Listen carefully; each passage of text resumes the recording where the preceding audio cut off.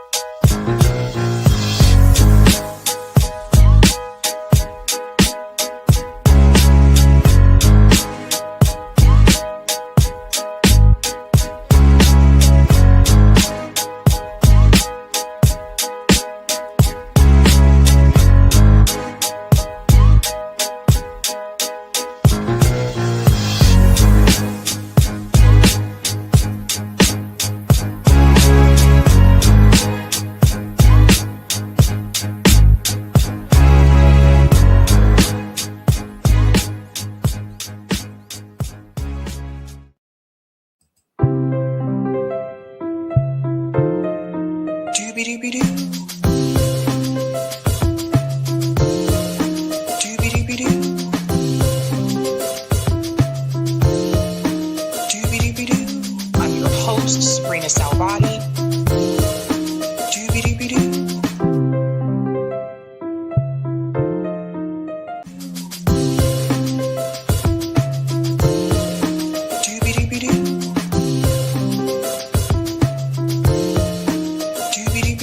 I'm your host, sabrinasalvati.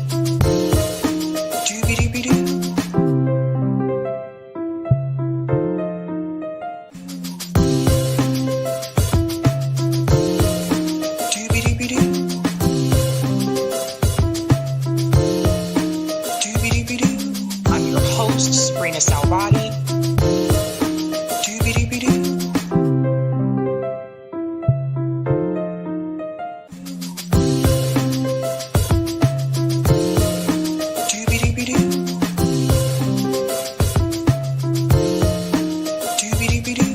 I'm your host, sabrinasalvati.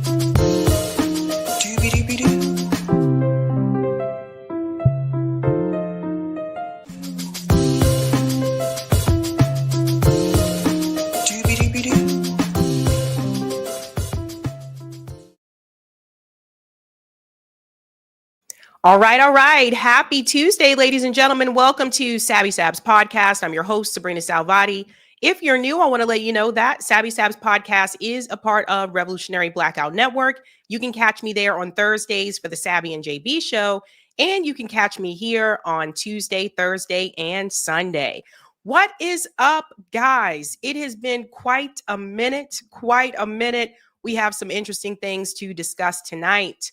The theme is the same team, and hopefully you guys can see that pretty clearly up there on the board. I think I started the little close to the top there, but the same team, folks, and this applies to all of the stories that we are going to discuss tonight. Let's go ahead and get into some of the comments. Let's say hello to people in the chat. What is going on, Lucas? Says Larry Loomer. Greetings, Squealy. Not a fan of the bituation, to be honest. Love Brie, though. Greetings, Marooney. Tunisia made me proud. I hope they get there safe. I know that is like, yeah, that is the feel good story tonight, man. That one really makes me feel good. Greetings, GG. Dems helping Trump is never new. LOL, looking forward to this live. Oh, wait till I get into that story. That's a big one. Greetings, glorious chaos. Please cover the DOJ suing a third wave coffee shop. America is devolving. I'll have to look into that story. I haven't heard about that one. Greetings, CBC voter says, happy Tuesday, Sabby and Eric T. Red. What's up, VH Sandwich? You can't tell me Chuck Schumer isn't wearing a Halloween mask. That's interesting. Greetings, Opt says Chuck Groomer. What's up, Cloudness? These people who are flying foreign flags while breaking the law is crazy work. They tried that shiznit in Austin, Texas, and it got shut down by the police when the governor let them do their jobs in a few hours. Well, I have quite a bit to say about that when we get into that story, because the reality is the U.S. flies a foreign flag all the time. It's the Israel flag, right? But we'll get into it. Greetings, goodbye, says blame the government. What's up, John, says doobie doobie doo, folks. Greetings, cup of joy. Those who voted saying they don't care will likely be singing a different tune in about a year or less when it impacts them or their families personally. Yeah, guys, if you haven't had a chance to do so, make sure you answer that poll. I'm curious to see how that turns out. Shout out to Brian. That interview will be best described as Brie very patiently trying to walk Francesca through baby steps towards the light. Fran's defensive voting posture made me do a Brie style eye roll. We'll get into it. Greetings, Staccato.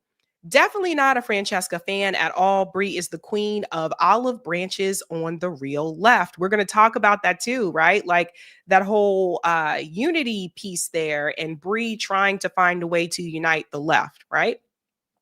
Shout out to Tim. Love Brie and Franny, but please, Franny, get the F off the Democrats' plantation. Damn, they aren't doing anything for you and never will.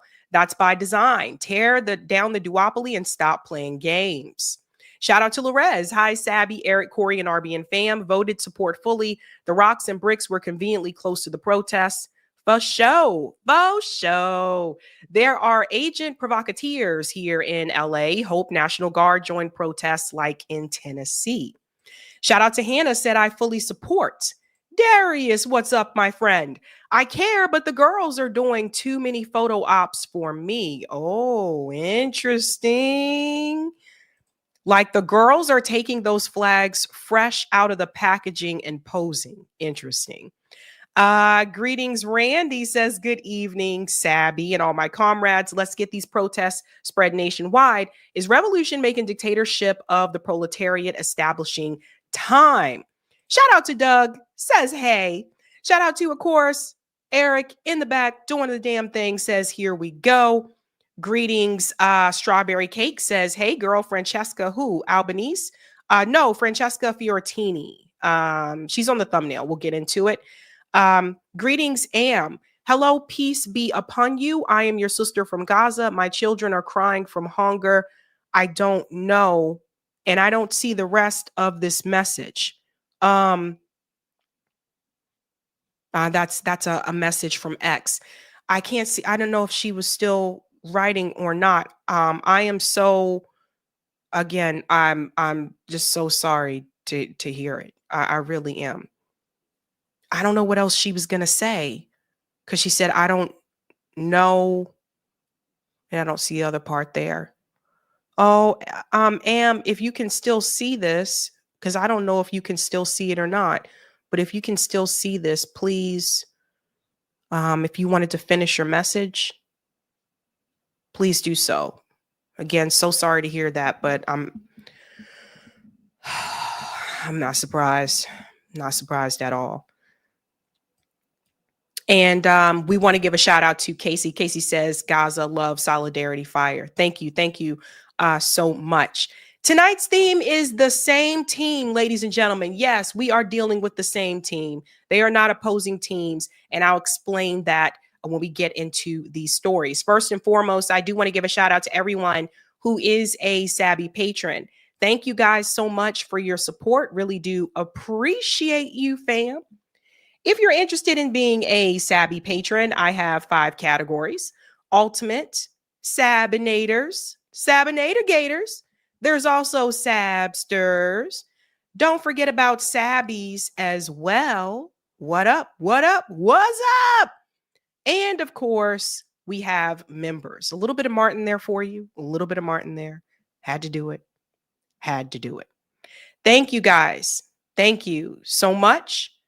Appreciate you, fam. Appreciate you.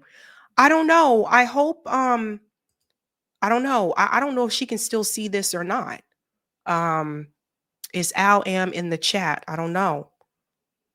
That's what I'm saying. Like, she may have wrote that earlier, but I don't know if she can still see this, like the actual stream. Okay.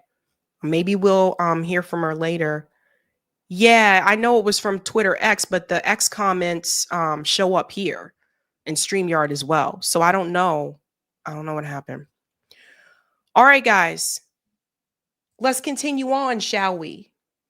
We have quite a bit to get into. The same team, folks, the same team. Let's go ahead and show that thumbnail for you so you can see how it's the same team.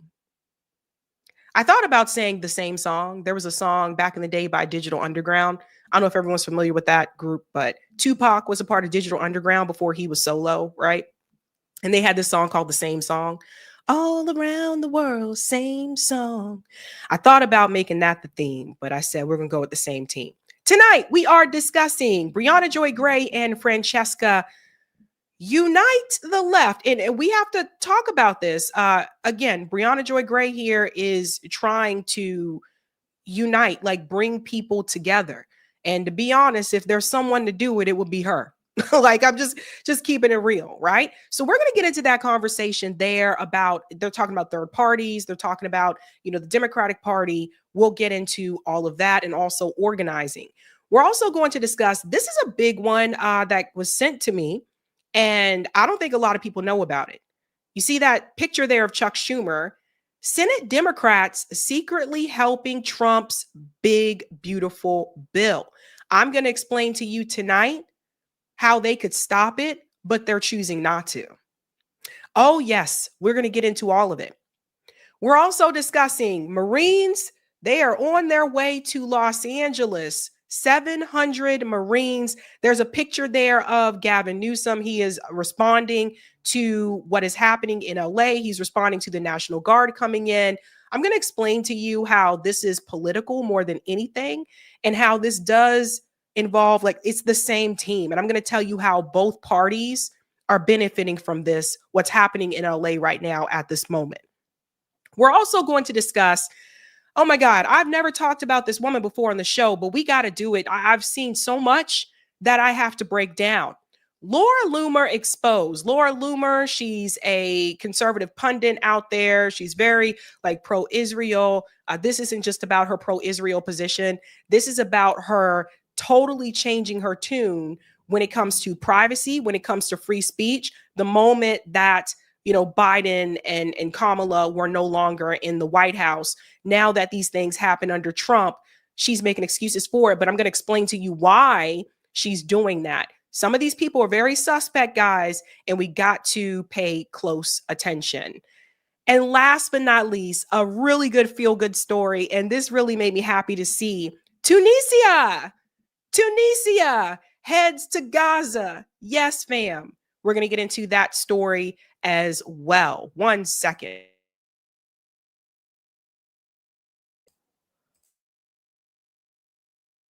Sorry, I've been sneezing quite a bit today. Let's dive in. I knew the sneeze was coming, and you had to time it just right. You ever have that happen? It's like, it's there. Just come on and sneeze. One of those moments. But yeah, I don't know about you guys, but the pollen has been really bad, like really, really, really bad the past couple of days. So we finally got a little bit of rain, and hopefully that rain is washing that pollen away, because I've been sneezing like crazy. Anywho, sneezing like crazy, but not too shady. Thank you, Mark, for the super chat. Sab, have you ever heard of Shahid Bolson? I have not. Do tell, Mark. All right.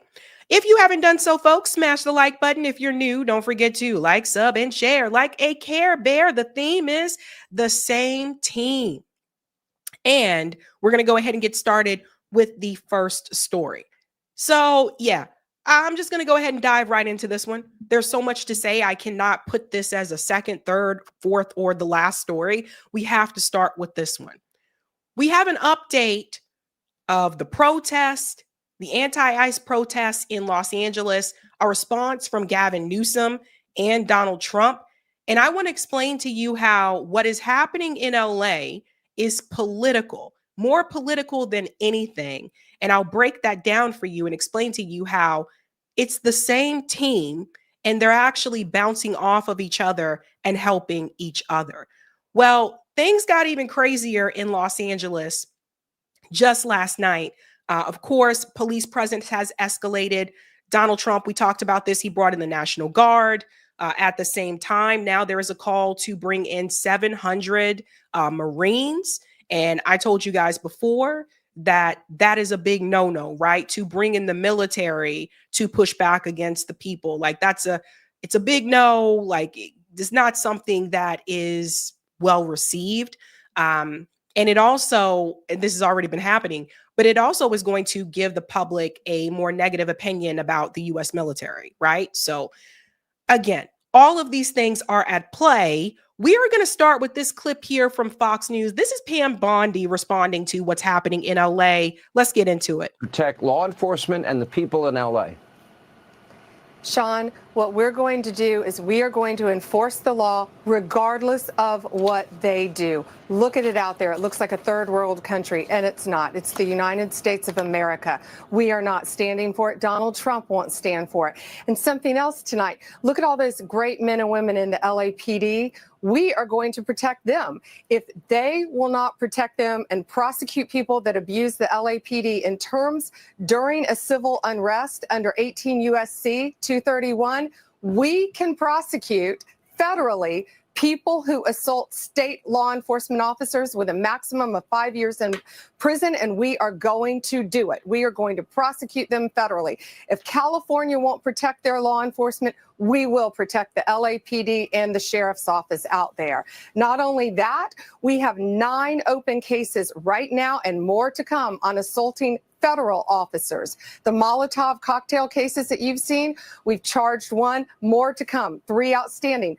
The looters, you saw they began to loot last night, going into 7-Elevens, going into drugstores. Typically, you don't charge those. We do under federal law now. Under the Hobbs Act, we are charging robbery. You loot a business in California, you are looking at maximum of 20 years in prison. You spit on a federal law enforcement officer, no more. As President Trump said, you spit, we hit. Get ready. If you spit on a federal law enforcement officer, we are going to charge you with a crime federally. You are looking at up to 5 years maximum in prison. Okay. All right, honey buns. Let me explain to you what's really happening here, okay? Now, hold on one second. Regardless. Let's get her back up on the screen. So I just want people to understand the game that's being played, right?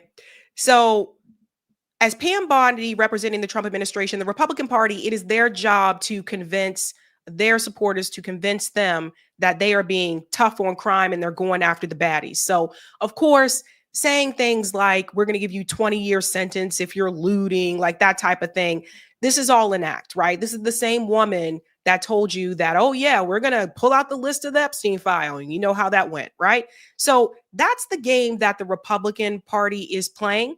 At the same time, the Democrats in California are playing their own game, right? Gavin Newsom is very critical of Donald Trump bringing in the National Guard because he said you went over the governor. You did not, only the governor can do that. You're not supposed to do that.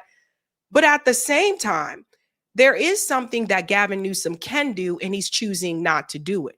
Now, here's the difference here, right? So the Republicans are a little bit more overt about supporting the police, right? Like we're going to back those officers, et cetera. But the Democratic Party also supports the police. They're just not as overt about it. So this is the first part of the game. Now let's go ahead to part 2 here. So I'm going to show you some of the things that I saw on social media. And I'm not even going to lie. This one right here, it says, this is the sickest thing a cyber truck will do. I'm not even going to lie. This was pretty clever. Like, just seriously, this was actually pretty clever. Watch this. Now, I can't play the sound because there's music and it says copyright.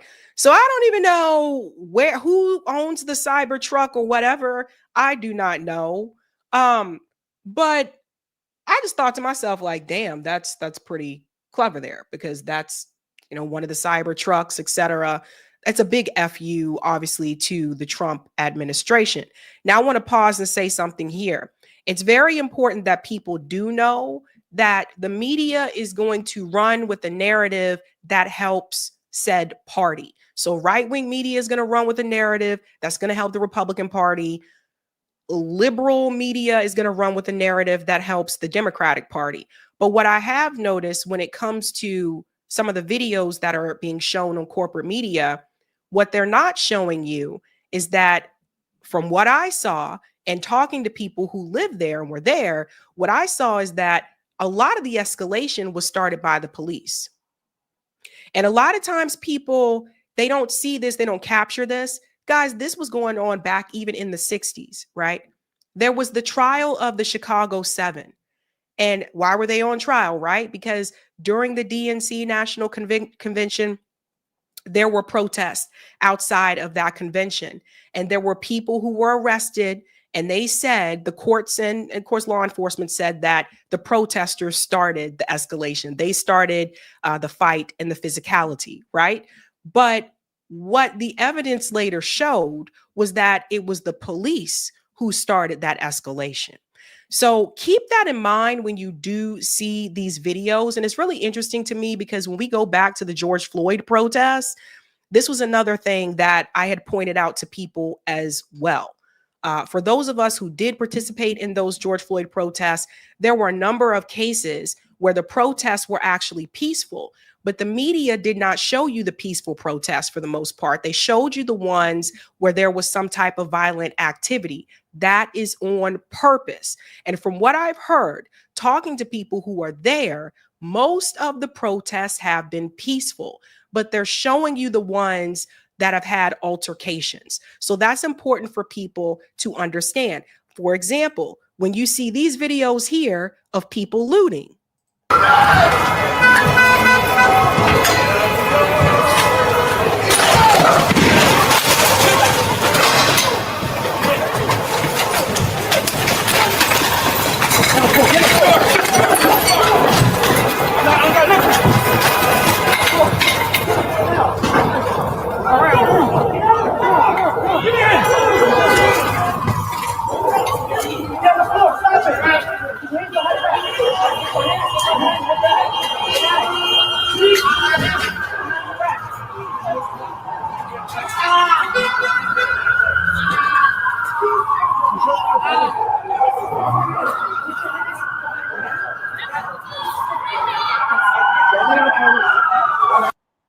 now, let me explain something here. Here's another narrative that you'll usually hear on corporate media. Look at what these protesters are doing. You really believe the guys that just ran out of that store that were looting were a part of the protest? No. Guys, I saw this during the George Floyd protest. Remember, they put bricks around the area where protests were going to be. They put bricks outside stores to entice. This has been done so many times. And it was interesting to me how many people are falling for this. So there are two different things here. Let's not conflate the two. Don't look at this and say, oh my God, you see what those protesters are doing? Those are not protesters. But there are always people, and I've said this before as well, as someone who's an activist and organizer, there are always infiltrators as well too. But there are people, said people, who will put bricks outside of the stores prior, the night before or the day of, so that people can pick up a brick and like just break into the stores and stuff like that. Like, there are always people that get into these protests and these movements to make it look like the protesters are doing these things. And then there are people who are going to take advantage of the situation. Yes, like if there are police like pushing back against people, they're fighting each other in the streets. Of course, there are going to be people that say, well, fuck it, I'm just going to go to the store and just grab some stuff. There are always going to be people that take advantage of that. 9 times out of 10, those people are not the protesters. But again, a lot of times corporate media isn't going to tell you this. What was crazy about these protests, and I saw this as well, someone shared this on social media. Protesting in LA is on another level. So apparently they came prepared.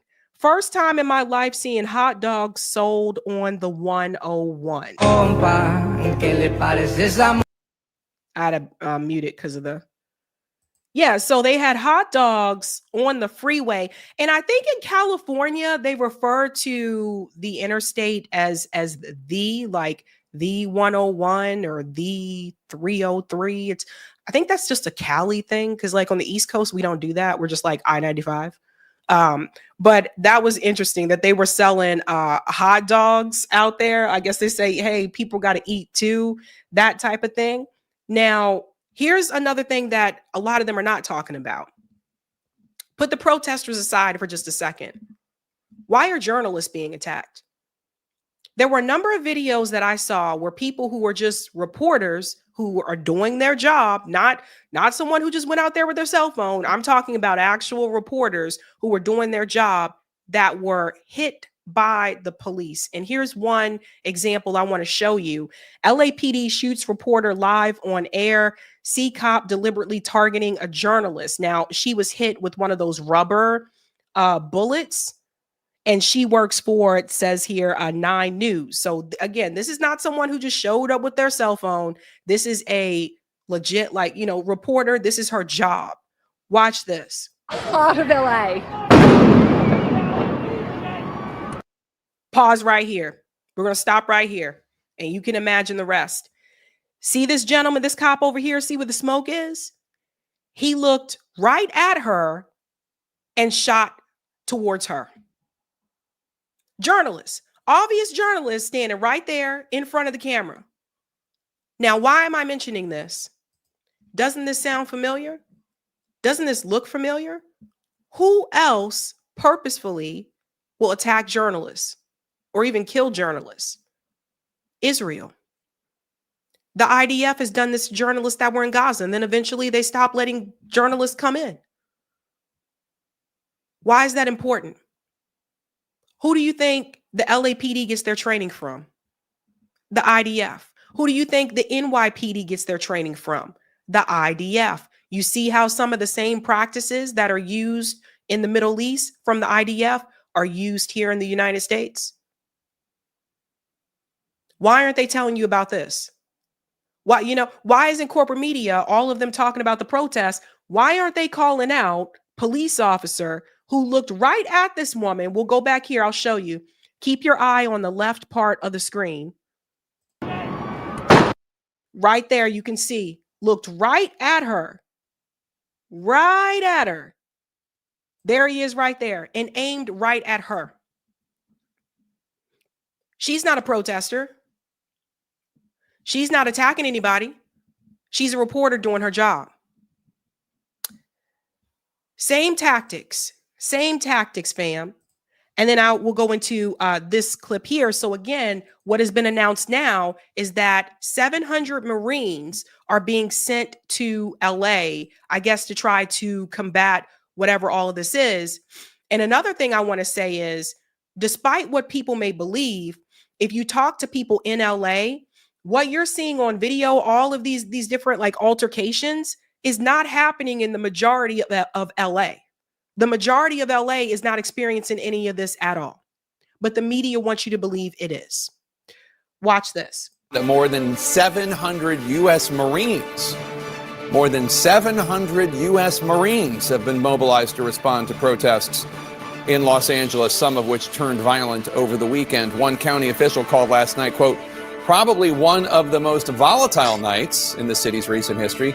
Police declared all of downtown Los Angeles, an area of about 5 square miles, an unlawful assembly area after a third night of protests turned violent. The Los Angeles police chief late last night saying, quote, this violence that I've seen is disgusting, unquote. Some of the protesters, or more accurately, rioters, shot commercial-grade fireworks at law enforcement officers. Others set self-driving cars on fire. CNN witnessed police using flashbangs and tear gas to disperse crowds. Police.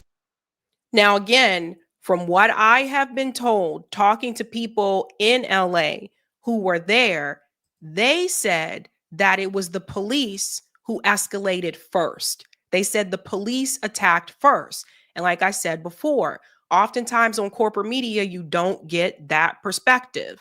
So you would think all the years of protests that have happened in this country that people would have woken up to this by now. Let's continue.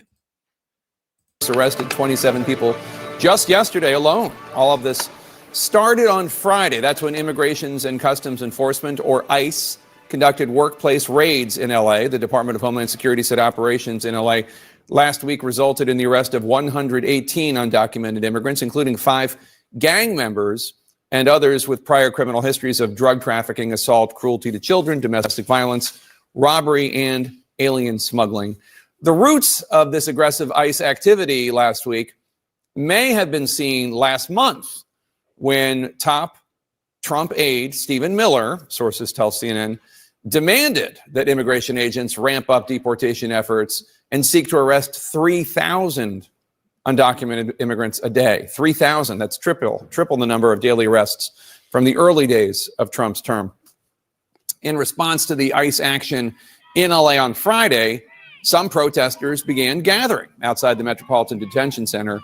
But as day turned to night, things got out of hand, not only downtown, but about 10 miles east in Paramount, California.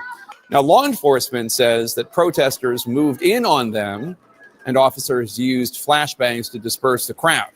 The FBI's Los Angeles field office announced a $50,000 reward for information on a man that the LAPD says assaulted an officer and damaged property. Los Angeles Mayor Karen Bass said ICE gave city officials no warnings of these raids, which. And we already pushed back on this in Sunday's live stream where I said, you know, the mayor can say that there was no warning that they were coming. But honestly, the LAPD were already there before ICE even arrived, and they were assisting ICE. So the LAPD did know that they were coming. So Karen Bass, again, as the mayor of the city, you can fire the police chief. And that's where the other part comes in, right? Because when I tell you that a lot of this is political, believe me, because the reality is the Democratic Party right now is sitting back and they are relying on Trump doing this and just hoping, believe it or not, they're crossing their fingers, hoping that things continue to get people angry enough so that they can win in the midterms and they'll win in 2028. This is why they don't feel they need to change their way of doing anything or they need a new strategy per se. This is why they don't feel that they need to really do anything for the American people, even though they just lost to Donald Trump again, because they are just counting and like banking on Donald Trump being so atrocious that people will be so angry and that will turn into votes for them. This is all political. All political. Let's continue on a little bit more here. Gavin Newsom comes into the picture. Made it difficult, if not impossible, to plan for quelling any spontaneous protests. Then on Saturday, President Trump took the rare, major step of deploying the California National Guard despite the objections of the Democratic governor of California, Gavin Newsom. This was the first time a president called in the National Guard without a state's request or consent since Lyndon Johnson did it in 1965. President Trump yesterday told reporters that any violence against any law enforcement officers is unacceptable.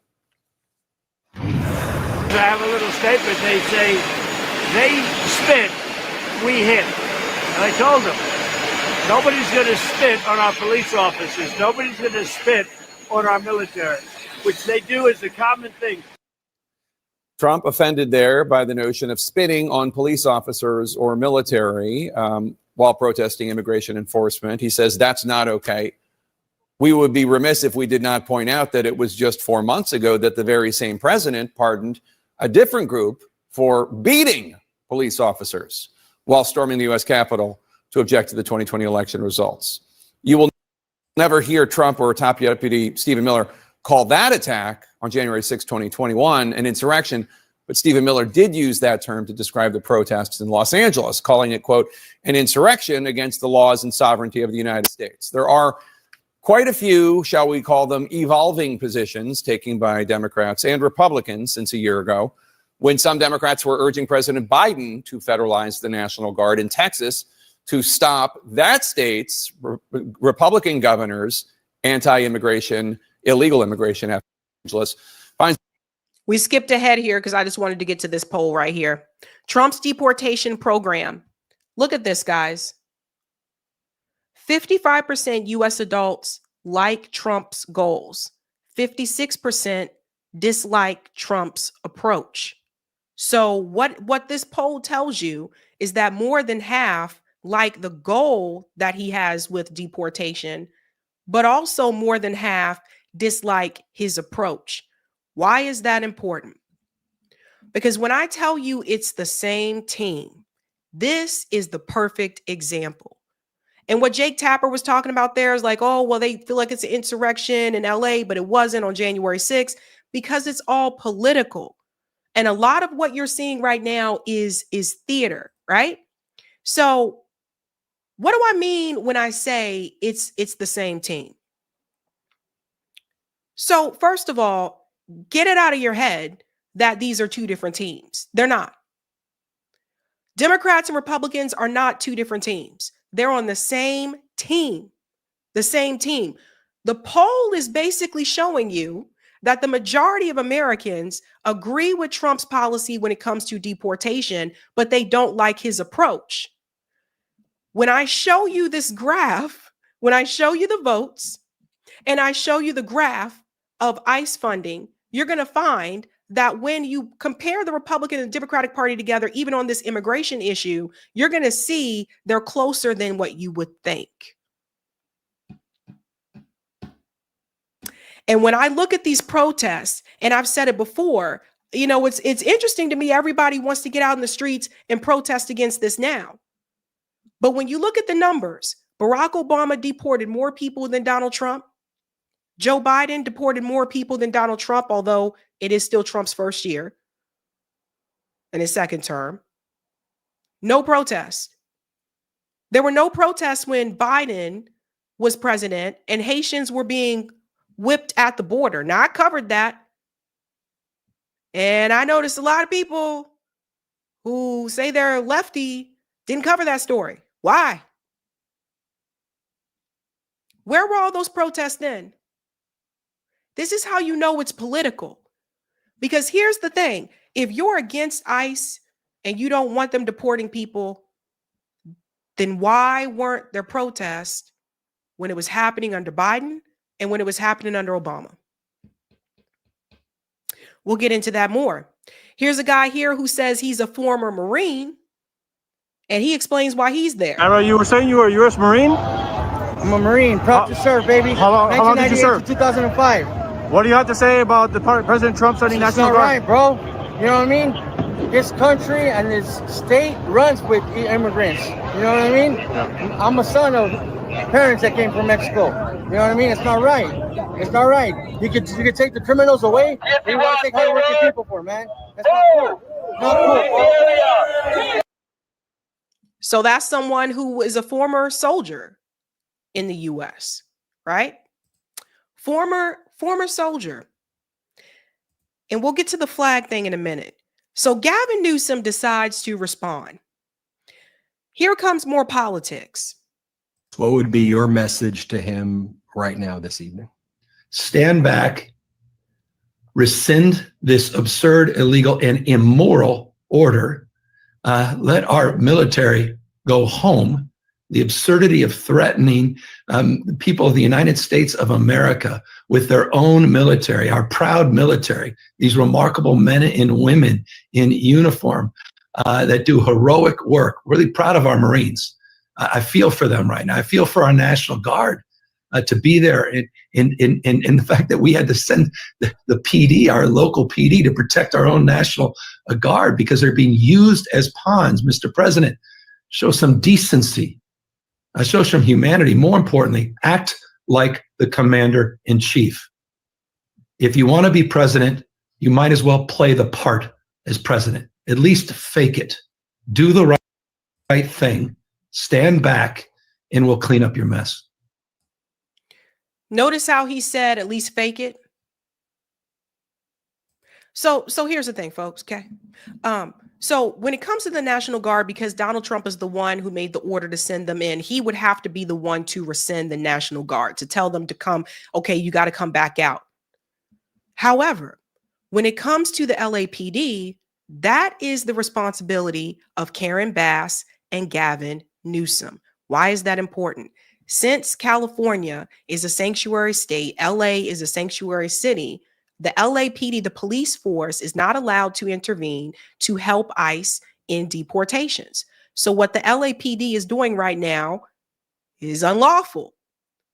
So as much as Donald Trump has to be the one to pull the National Guard back and out of California, Gavin Newsom and Karen Bass are the ones that would need to check the LAPD.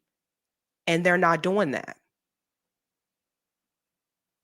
Why isn't Gavin Newsom, during these interviews, why isn't he saying anything about the LAPD participating in something that's unlawful by assisting ICE in a sanctuary state? Why isn't he talking about that? Why isn't Karen Bass talking about that? You see, the Democrats, what they like to do is they like to sit back and say, let's just watch everything blow up. Let's watch everything blow up under the Republican Party, and we'll just point and say how bad they are, but they'll never tell you what they could do. And I'm seeing a number of people on social media call this out. A number of people who live in LA who are calling this out, and they're saying, why isn't Karen Bass and Gavin Newsom checking the LAPD for not following the law? And I'll tell you why. Because honestly, I think they want the chaos to happen. Because politically, it works. Politically, the more chaos, the more, craziness that's happening out in the streets right now, it works politically. They can just point fingers and they can just say, well, Donald Trump did all this because he brought in the National Guard. He brought in ICE. He started all of this. This is all on him to help the Democratic Party. And Donald Trump can say, look at those pictures, and Republicans as well can look at these videos of them rioting out in the streets and hitting officers, etc. See what's happening in these blue states, these sanctuary cities, and that helps the Republican Party. The point is, both parties need each other to coexist. They bounce off of each other. They point fingers at each other and say how bad they are, and instead of just focusing on ways that they can improve things for the people. There have been multiple protests, anti-ICE protests in different cities in the country. Don't you find it interesting that the National Guard was only sent to LA? There's massive ICE protests in New York City. People getting into fights and altercations as well. Why wasn't the National Guard sent there? It's all political. Even this message from Bernie Sanders, which people really, God, they chewed him out for this. Bernie says, Dr. King defeated racist government officials and ended segregation through disciplined, nonviolent resistance. Defeating Trumpism, oligarchy, and authoritarianism requires the same level of discipline. Violent protests are counterproductive and play right into Trump's playbook. So let's break this down. First part. This part here about Dr. King. First of all, as for Dr. King, towards the end of his life, he questioned if that was the right approach. Towards the end of Dr. King's life, he started to question if the nonviolent thing was actually the right thing to do, because what Bernie Sanders does not mention is that Dr. King had nonviolent protests. And while him and other civil rights activists were nonviolent, they were getting their heads bashed in. They had dogs sicked on them. They were being sprayed with those fire hoses. They were thrown into jail. Bernie doesn't mention that part. And Bernie was a part of these protests, so he knows. He conveniently leaves that part out. The other part that I noticed here, again, he's supposed to be representing the left, right?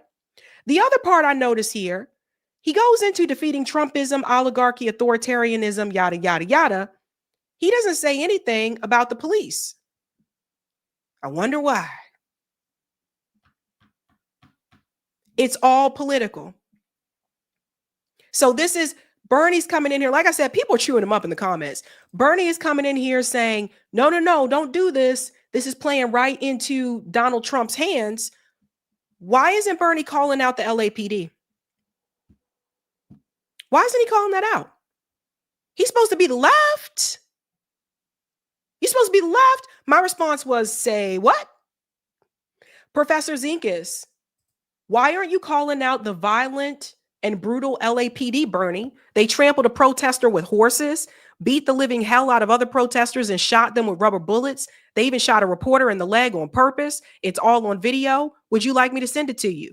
Here goes my comrade Nick from RBN. MLK was murdered by the state, Bernie. I mean, it's just, right?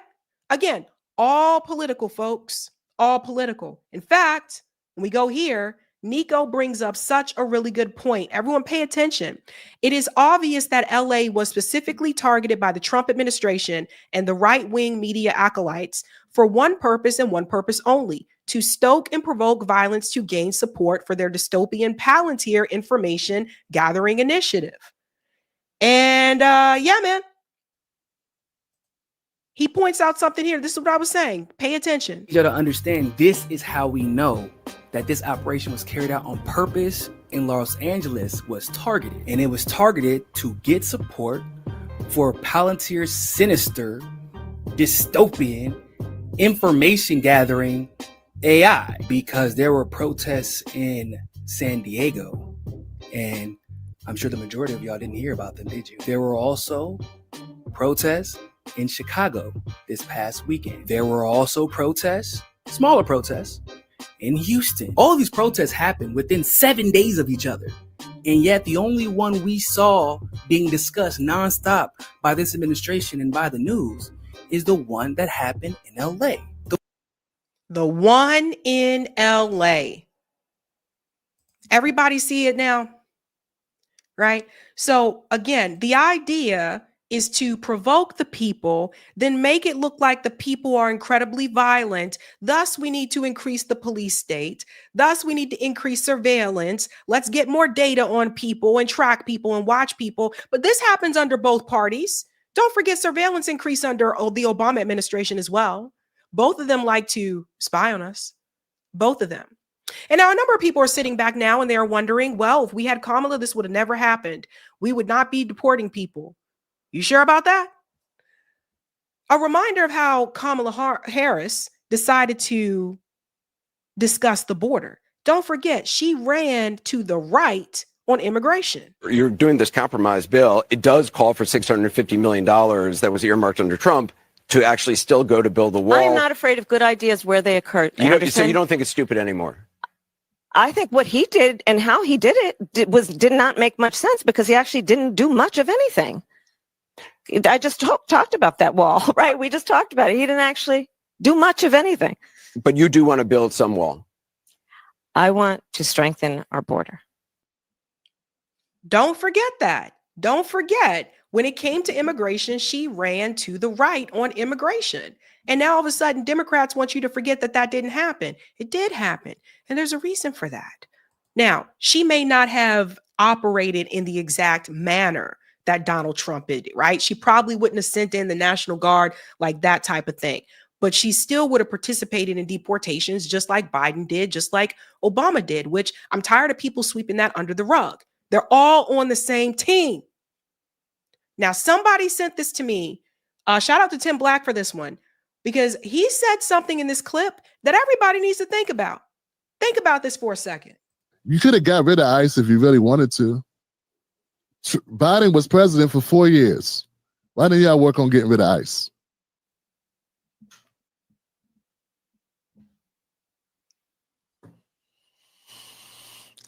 Why didn't you work on getting rid of ICE? Why didn't Biden write an executive order to obliterate ICE? I mean, I get it. Trump, USAID agency, crushed the EPA, all these other organizations, right? People talk about Trump, but why didn't liberals, when in power, do some different things? Why didn't they go and implement things their party wanted? Folks, I'm telling you, as we go through the course of this, I want you to pay attention to the fact that consider. Maybe Democrats don't want to win in this one chaos.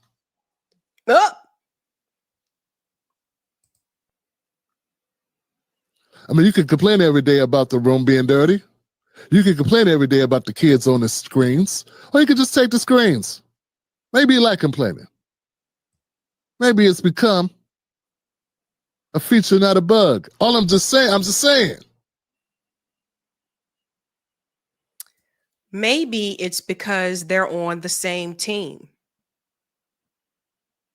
So let's dive into this, folks. Let's dive into them being on the same damn team. Okay. Did you know that 75 Democrats joined Republicans to express gratitude to ICE agents and call for greater local and state collaboration with ICE? Did you know that? Now, we always expect there's always a few Democrats that decide to, vote along with the Republicans, usually maybe like one or two, sometimes three, that type of thing. 75? That's a lot. 75. Yeah.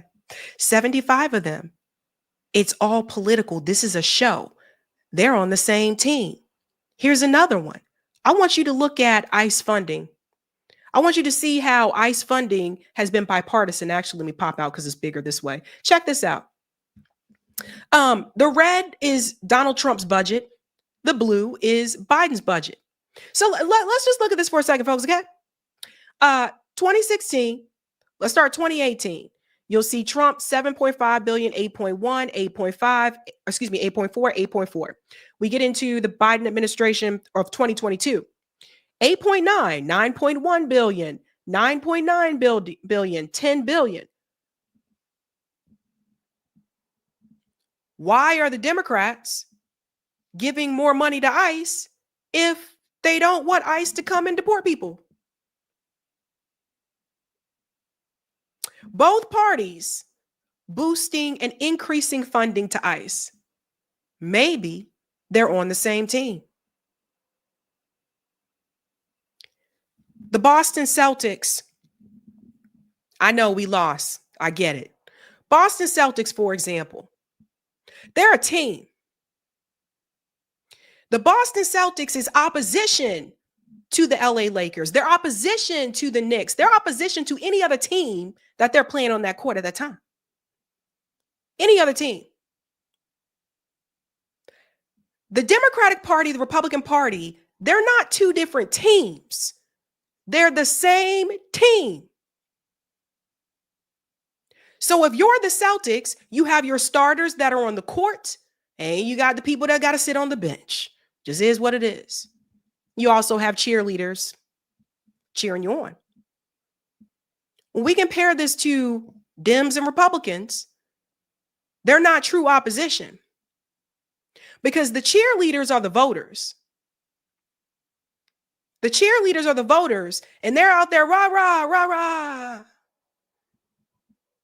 Right now, the Republicans are on the court because they have the White House, the House, and the Senate. The Democrats are on the bench. People get it twisted. People think these are two different teams. They're not two different teams. If they were two different teams, you'd be trying to win. You wouldn't try to just do a little bit here at a time. You would try to beat them, destroy them. When you go out on that court and you're playing against another team, you're trying to win. You're not trying to go along just to get along. They're not true opposition because both of these parties need each other to exist. They bounce off of each other. And they exist as one to maintain the status quo and to protect corporate interest, not yours. What you see happening right now in LA, this is all political. You see, the Democrats can sit back and say, oh my God, look what Donald Trump is doing. This is why you got to get us back in there so we can fix it. And then they win and they get back in there and they don't really change. They don't change anything that's going to improve and impact people's lives, right? They'll give you a couple crumbs here or there, but they don't make drastic changes that's going to actually improve things. If they did, our homelessness rate wouldn't continue to increase, even under their leadership. People wouldn't have medical debt. People would be dying because they can't get medical treatment. That's what's happening. Karen Bass, Gavin Newsom right now, they're both sitting back and they're like, oh, I told you guys. See, this guy is wild. He's a madman. Meanwhile, they're not telling you what they can do. They're not telling you how they can hold the LAPD accountable for breaking the law. See how this game works? And then honestly, I'm going to be honest with you. Both of them play this game because at the same time, Donald Trump sent in the National Guard and obviously sounded an alarm to send in 700 Marines into LA. That also, in a sense, helps the Democrats. Because even though Obama and Biden had more deportations, they did it in a more covert way. Donald Trump does it in a loud, overt way, so it gets a lot of media attention. And then everybody hears about it. Oh my God, I didn't vote in 2024. I'll make sure I'll come out this time. And everybody just keeps falling for the same old game. And then Karen Bass and Gavin Newsom, their leadership in LA has not been good. Here they are back in the news again. This is after the wildfires, right? So people see the video footage that's happening in LA and they see people looting and all this kind of stuff. And there's like, see what happens to these blue states. So by seeing that footage, it shows an example of them having poor leadership. That helps the Republican Party. That helps the Republican Party. And they say, oh God, we don't ever want to become like California. They bounce off of each other.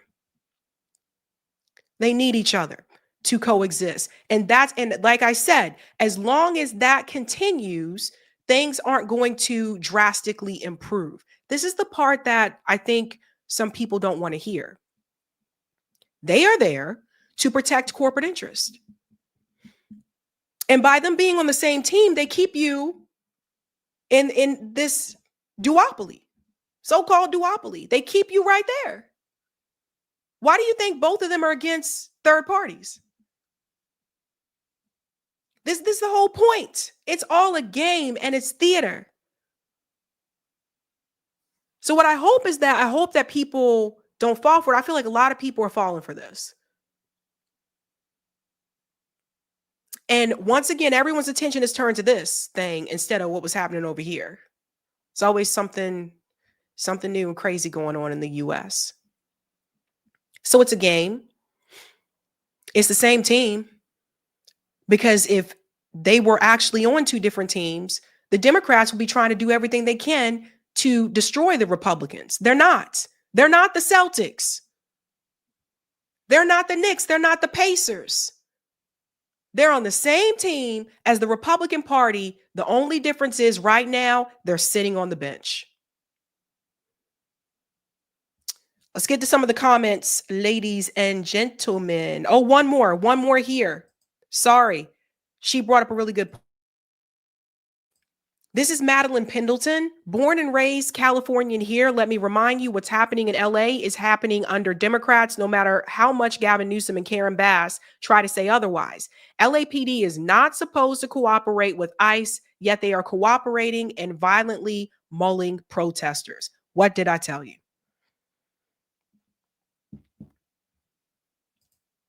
Same team.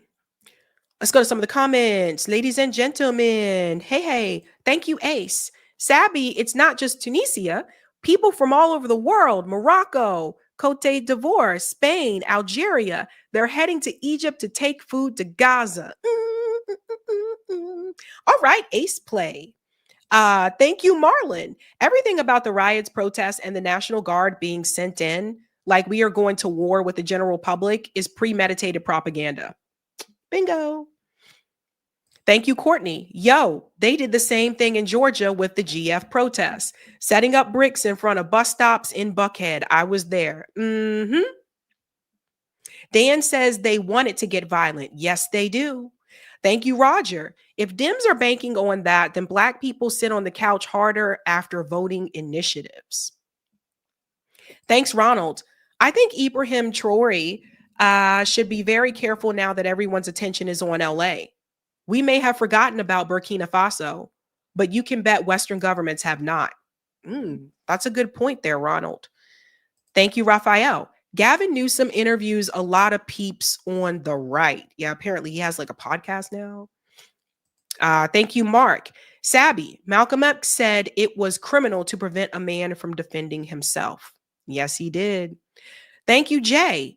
2013, Tom Hahman named ICE Executive Associate Director of Enforcement and Removal Operations.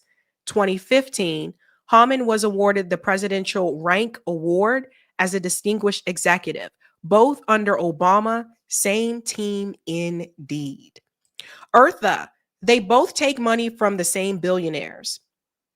Justin, thank you. Right now, the Republicans are the Harlem the Harlem Globetrotters, and the Democrats are the Washington Generals. Thank you, Tim. Jill Stein was another team. Hence, they tried to stop her at every chance since both parties funded the genocide.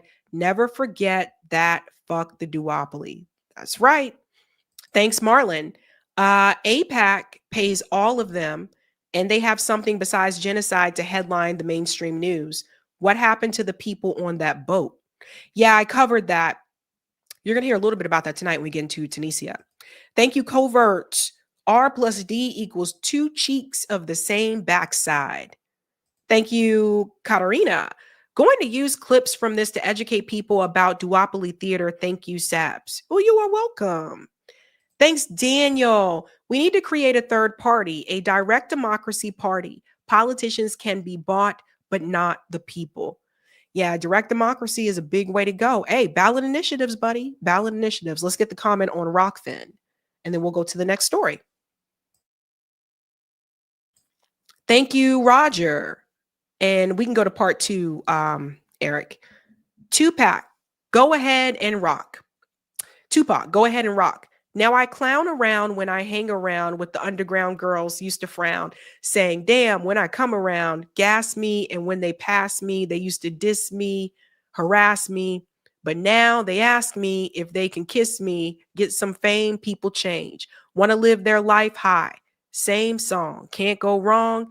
If I play the nice guy, claiming fame must have changed now that we became strong. And they can sing this a lot better than me. They can rap that song a lot better than me, just FYI. People are probably like, what? Okie dokie. Let's get into this crazy ass woman in a minute. Thank you, radical leftist extremists. We live in the most pathetic excuse of a democracy on earth. Two choices, and they're both exactly the same, like two sock puckets in front of a curtain. Yeah. There. Yeah.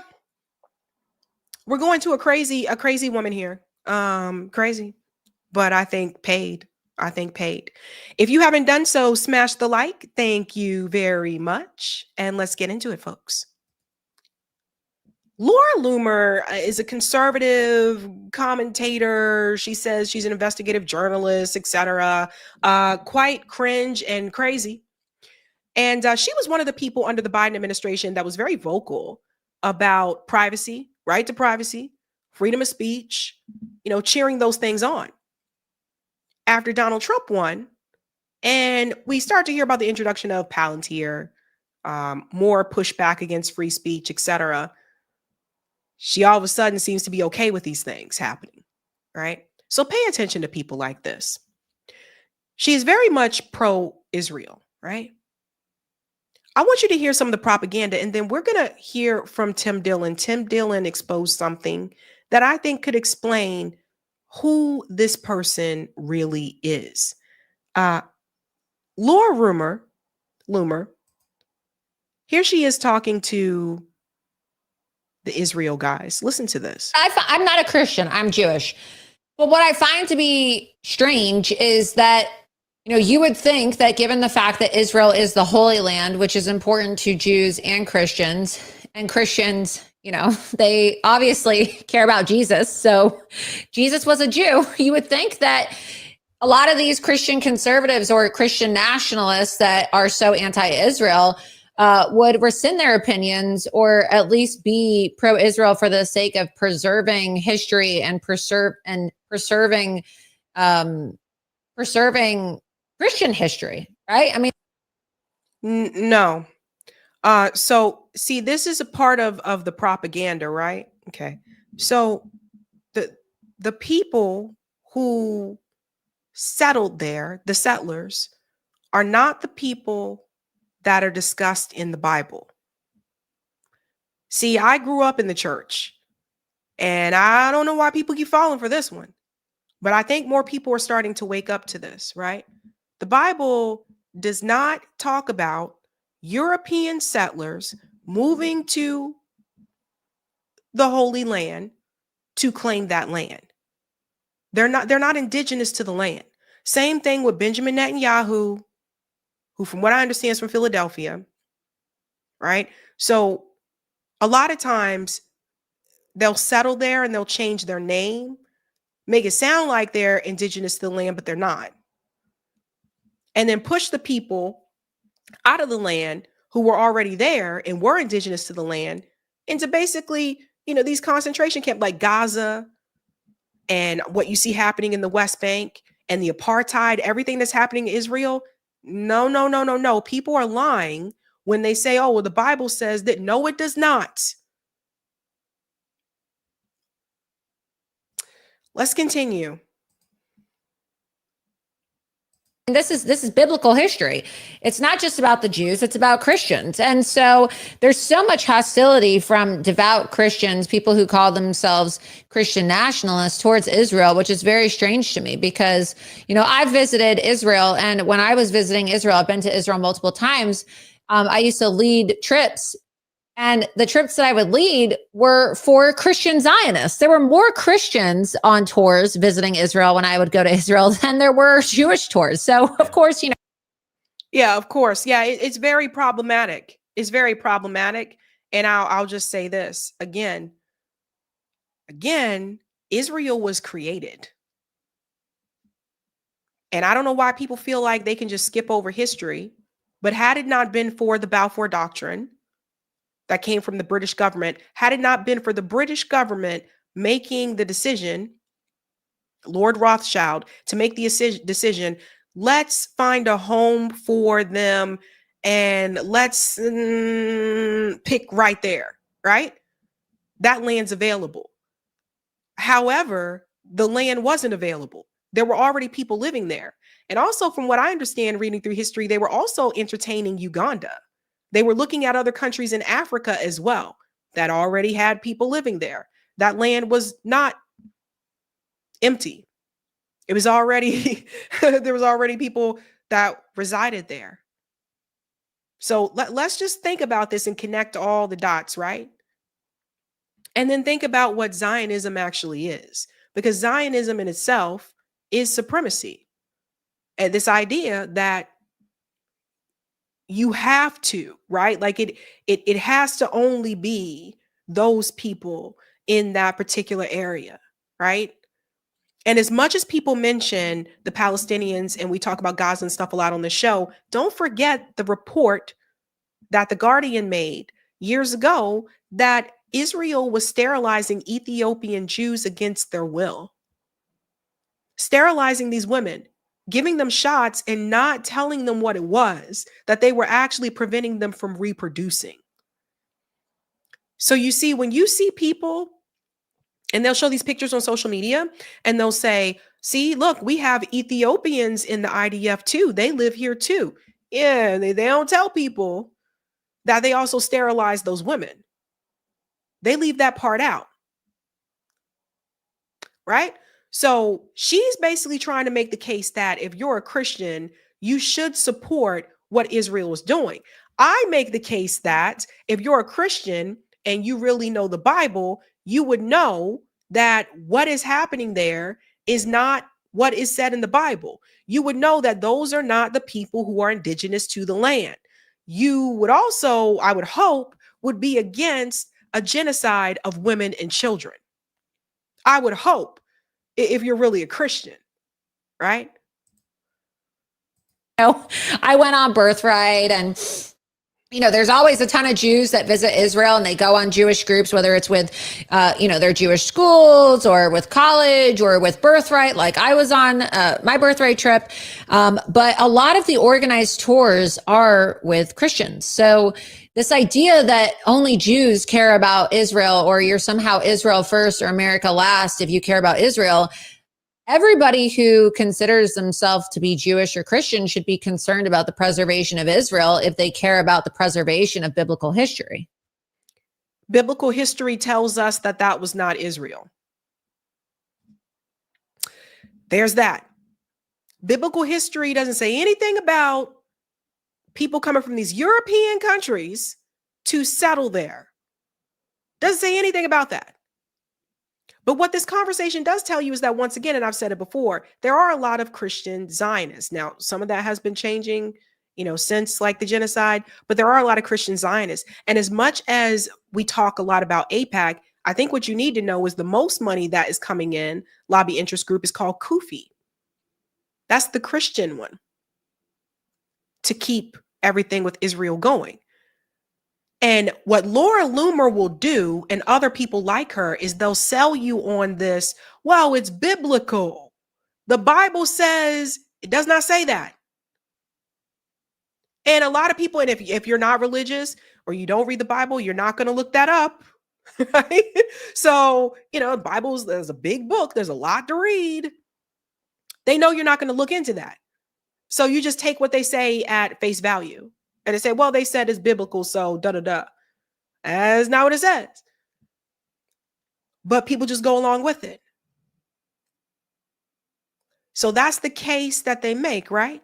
Then they take it a step further and to say, well, because it's biblical, no other people are supposed to be there in that region.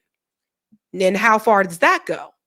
It leads to a genocide in Gaza, right? Of course, pushing the people out, occupying Gaza, genocide, destroying Palestinians' homes in the West Bank, settlers like just stealing their homes. This is straight up supremacist stuff. I'm serious, straight up supremacy. And then eventually it will get to a point of what Netanyahu called for, which is a greater Israel, which spreads into part of Jordan, Syria, Lebanon. I would even say Saudi Arabia, you're not out of the picture either. They want the whole region. And then into Africa. It doesn't stop. Colonialism expands. Colonialism doesn't just say, I'm going to take this piece of land right here and that's it. No, it continues to spread. This is the last phase of colonialism. You're 100% right. I mean, yeah, Christian history is tied to Jewish history. There would be no Christianity without the Jewish people, without Judaism. And so, like, however you approach it, I'm a Christian. I believe that God gave a covenant and a promise to Abraham, and that covenant is still with the nation of Israel and the Jewish people today. Whether you're just a freedom-loving American, you believe America first, Israel is fighting America's battles by pushing back the radical Islamic jihadism around the world. Whether you just want to you believe in Judeo-Christian values, our faith and our culture and our lives are intrinsically connected between Christianity, the Jewish people, the nation of Israel, and the United States of America. And I think that's pause. Here's another thing here I want to mention, right? So now they're trying to conflate religion, and there's a difference between Judaism and Zionism, right? The Bible does not speak of this Zionism, does not speak of that. So that is something, again, that came from who? Theodore Herschel. He is the father of Zionism. From what I understand, he wasn't even religious. So you see how they're trying to conflate the two. It's like, well, you're telling me I can't practice my religion. No. Ain't nobody saying none of that. Nobody's saying none of that. Think about it this way, folks. Imagine if one day Saudi Arabia just said, screw all you homies. We're going to expand our faith in this entire region. We're going to take over this whole region. You don't think that wouldn't be a problem? But because it's Israel, it's biblical. So you should be able to do it. That's something we need to remember, and we need to wake up, because I think just like you've been talking about, the threat in America is very real today. If we can't hold a pro-Israel public event in Texas, of all places in America, then there's nowhere in America that's safe to to gather publicly as Jews or as Christians who stand with Israel. Yeah. So here's what I believe. I believe that this woman is either paid or she's a plant, possibly both. Because Blakely, and we'll get into something else about her too. It's not just the pro-Israel thing. It's the Palantir thing. It's the surveillance thing. It's the freedom of speech thing. It's her calling for people to be silenced when she was saying the exact opposite when Biden was in office. So she ain't really got no real principles except for pro-Israel, right? Or whatever she's paid to tell you. Blakely really broke this down. See, this is what I was talking about. She responded to that video. Nope. Hi, Christian here to debunk this Israeli lobby propaganda. In Christianity, in the New Testament, the term Israel or the New Jerusalem is not referring to a physical place. It's emphasizing a spiritual community defined by faith in Christ rather than a geographical or ethnic entity. This shift is evident through the teachings of Jesus and the apostles, who redefine Israel as the people of God, encompassing both Jews and Gentiles, united by their commitment to the new covenant established through Jesus' life, death, and ultimately his resurrection.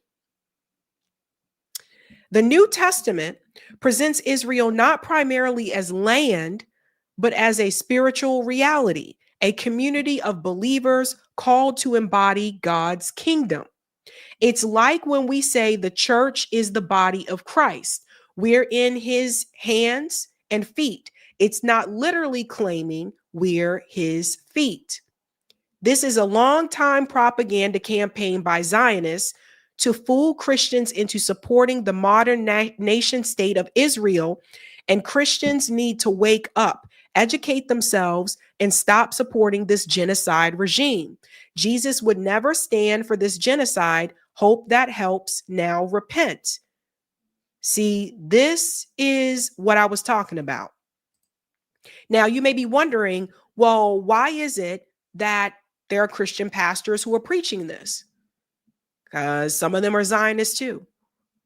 Pastors don't just wake up one day and just preach. Pastors go to conferences. They go to different events where they meet with other conferences. I'm pretty sure some of them have met with some of the lobby interest groups like Kufi. Okay? So add all that together. So Blakely knows what she's talking about. But somehow, this phrase of it's biblical is just passed on and passed on and passed on and passed on. And nobody seems to be able to point it out. Where does it say this in the Bible? Loomer also apparently supports Palantir. Isn't it the same woman who said she was against, oh no, we need privacy. We need to take down the deep state. She says it here. I don't care. I would say it again. I don't care if Palantir surveils jihadists and illegals. You see what she's trying to do here? I want all of them out of my country. Do you really think we are going to mass deport 65 million people without advanced technology? Are you that naive? Remove every single one. Wow. It's almost as if she was given a script. And this is how she will make the case to the conservative base. Like, she will say that, well, Palantir is a good thing because it'll help illegal immigration. Everybody see how she's spinning that? Even though under Biden, she was against this surveillance. She was against censorship. Now she's okay with it. This is how she pushes this on you. Everybody got to wake up. Like I said, there are so many paid propagandists, and some of these people are plants. And I believe that she's one of them. One of them. By the way, who else would benefit from this? Israel. Israel will benefit from it. Now, if you think I'm joking, I want you to listen to what Tim Dillon said. Tim Dillon is a comedian. He reveals something here about Palantir and recruitment. Listen. If you have not one reservation about what's going on over there, I'm not saying you have to feel one way or another way, but if you don't have any if you have no reservations about what's happening with all these kids getting killed, I don't know, I can't trust you. If you don't have any reservations about Palantir taking everyone's information, I don't know. I don't know if I can trust you. I think they're buying people left and right. This is my guess. I think so too. They try to buy me. My pussy costs a lot of money.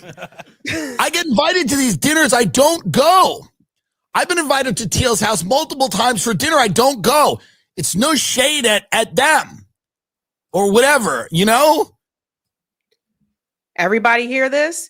So if Tim Dillon has been invited to Peter Thiel's house for this whole Palantir adventure, who else do you think may be invited? Now you got Laura Loomer here cheering on Palantir. What's her relationship with Peter Thiel?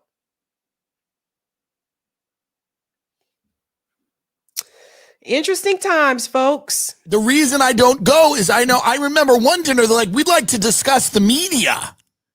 I go, what? No, thanks. We'd like to discuss dinner. We discuss the media and culture. No, thanks. Appreciate it. That's fine. Don't need a. Here's what I'm doing every week. I'm discussing the media. Hey, good news. I have a show. You can listen to it. You can listen to it if you're curious about, but I've been to some of these places. I've sat in these houses in Austin with these tech people, and I know what they want, and I know what they want me to go out and cheerlead for and say, well, it's actually a great idea, and there's probably a lot of money in it. There's probably a lot of money, and I just can't do it. It's not because I'm some great moral I wouldn't be good at it.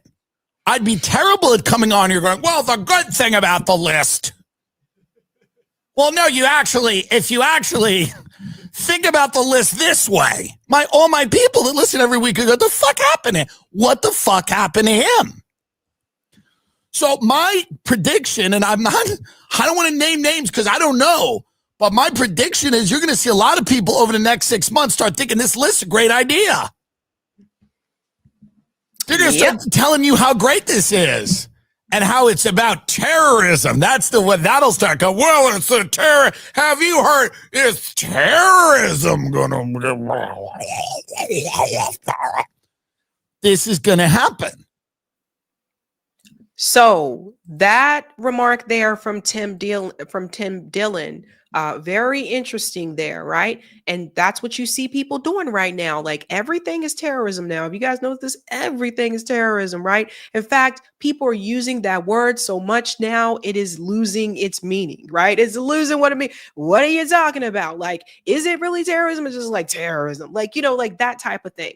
So Laura Loomer is one of those people. Laura Loomer is one of those people that's calling everything terrorist. She's one of those people that has continued to obviously make excuses for Palantir, right? So, I mean, look at here. Sam Tripoli tweeted, there is no coming back from this tweet. And she said, time to deploy Palantir to Los Angeles to deal with the illegals. You know you'd love to see it. You're lying if you say you wouldn't. So you see what I'm saying? I think this woman is a plant. I really do.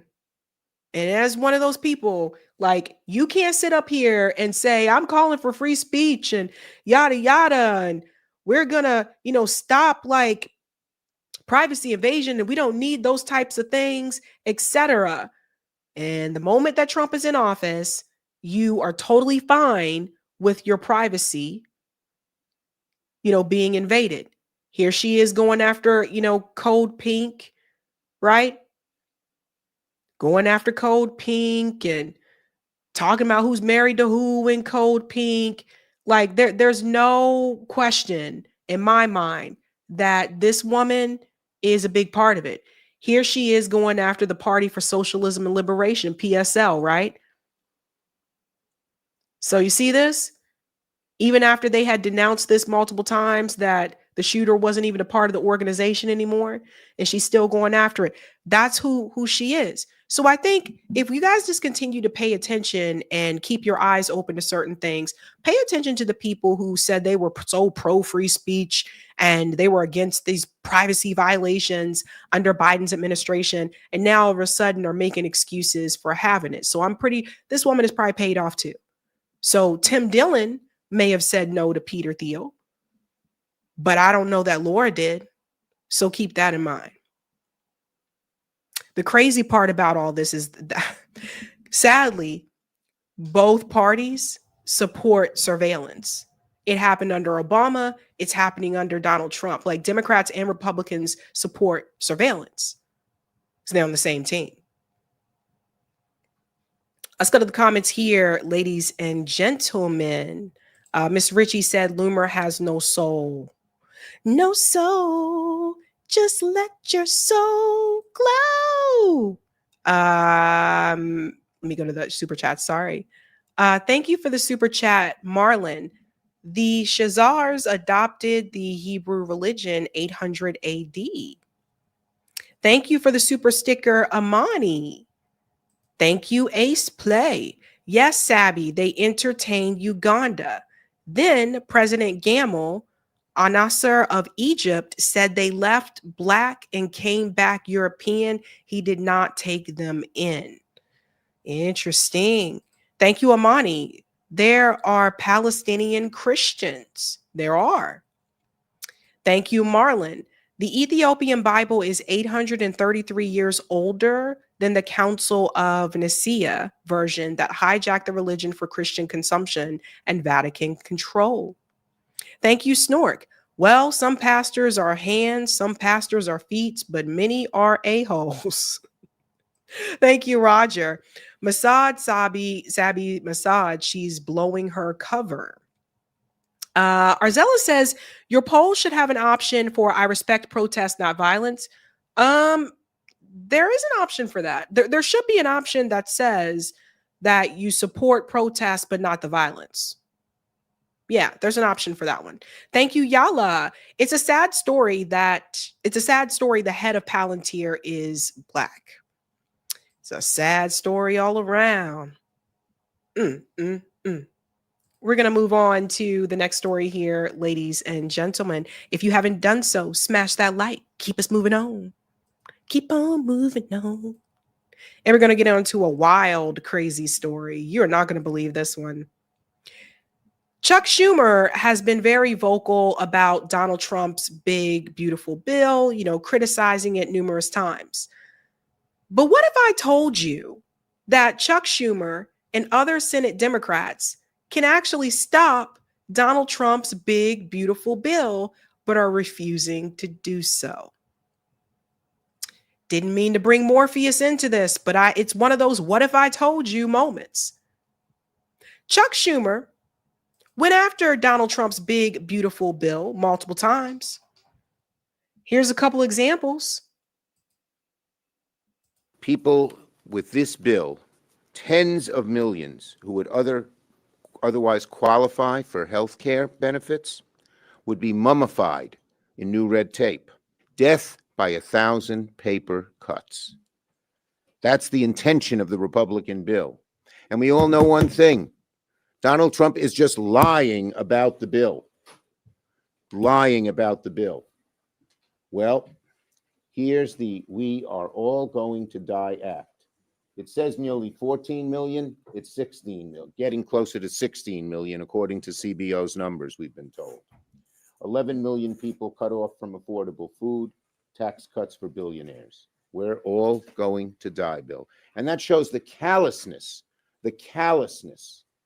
of this Republican majority in the House and the Republican majority in the Senate.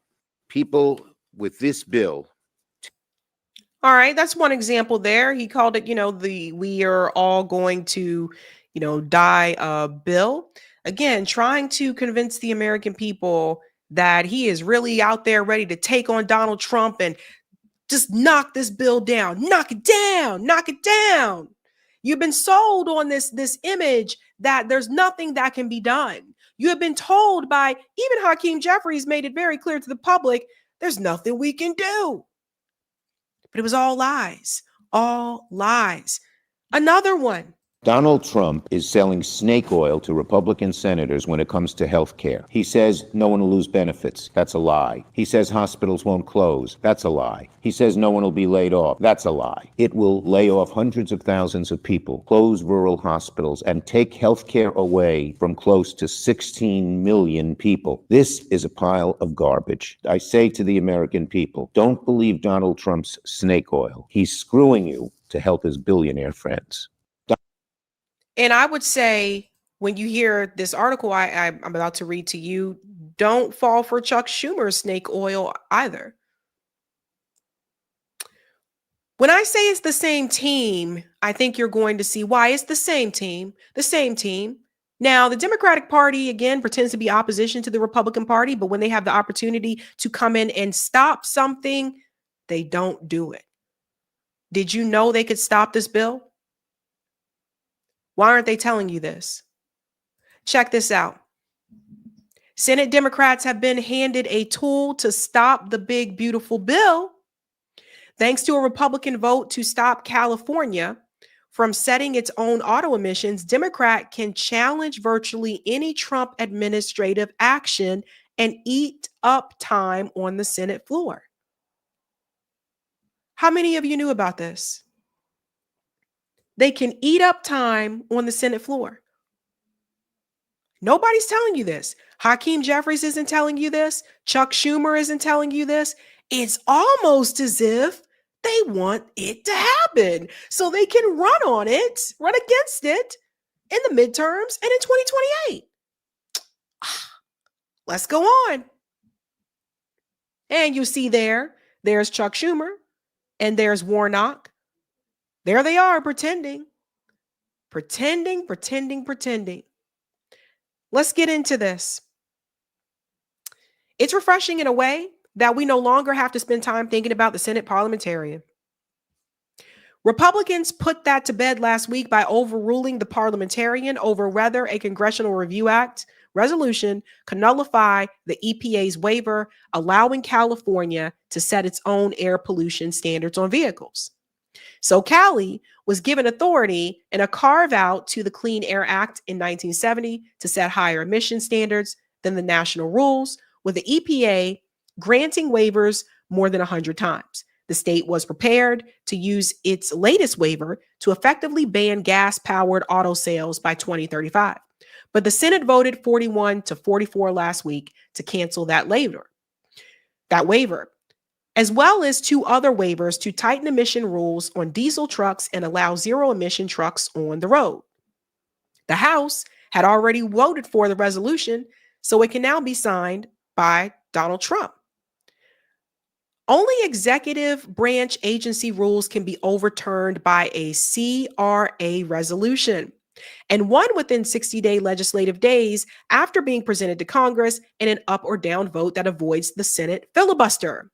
The Senate parliamentarian joining the auditors at the Government Accountability Office said the EPA waivers were not rules as defined by the CRA and therefore couldn't be put into a resolution. Senator Mike Lee of Utah, in communication he sent last Congress about these very EPA waivers, agreed that the federal preemption waivers cannot be reviewed under the Congressional Review Act. Yet, Senate Republicans said, tough, we're doing it anyway, and Lee voted for them. So, let's move forward right here. California already announced that it will sue to maintain its waiver, charging that the Senate had no authority to overturn it. But the Senate operates largely on precedent. And now that the parliamentarian has been discarded on this point, virtually any action the executive branch takes could be construed as a rule and therefore subject to fast-track congressional review.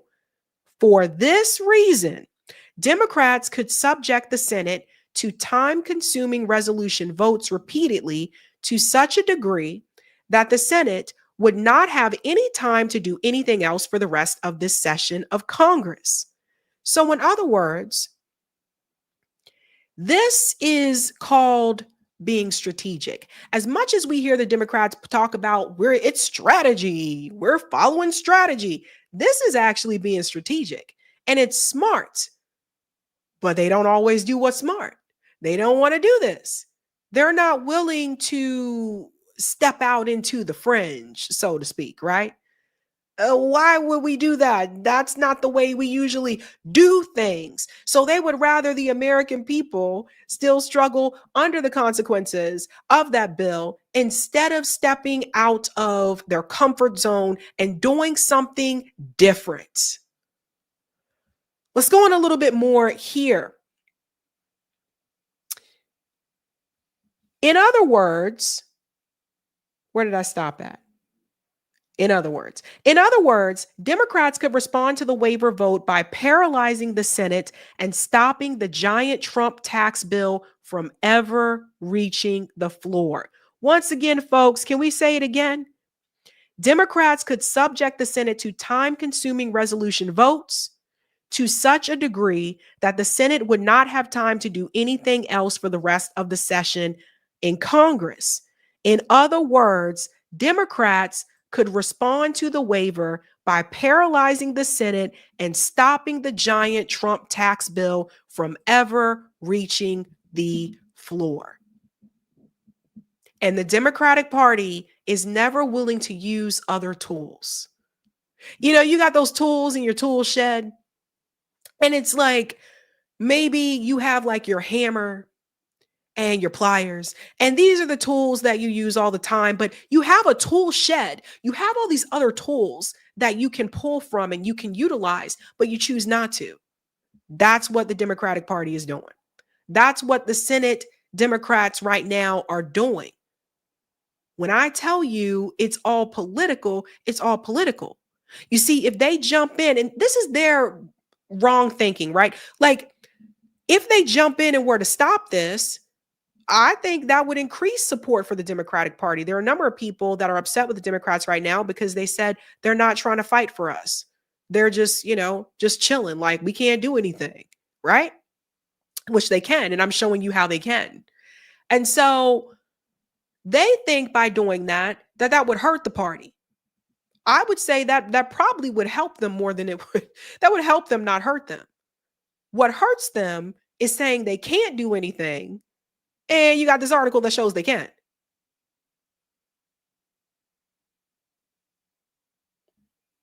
They don't want to do anything.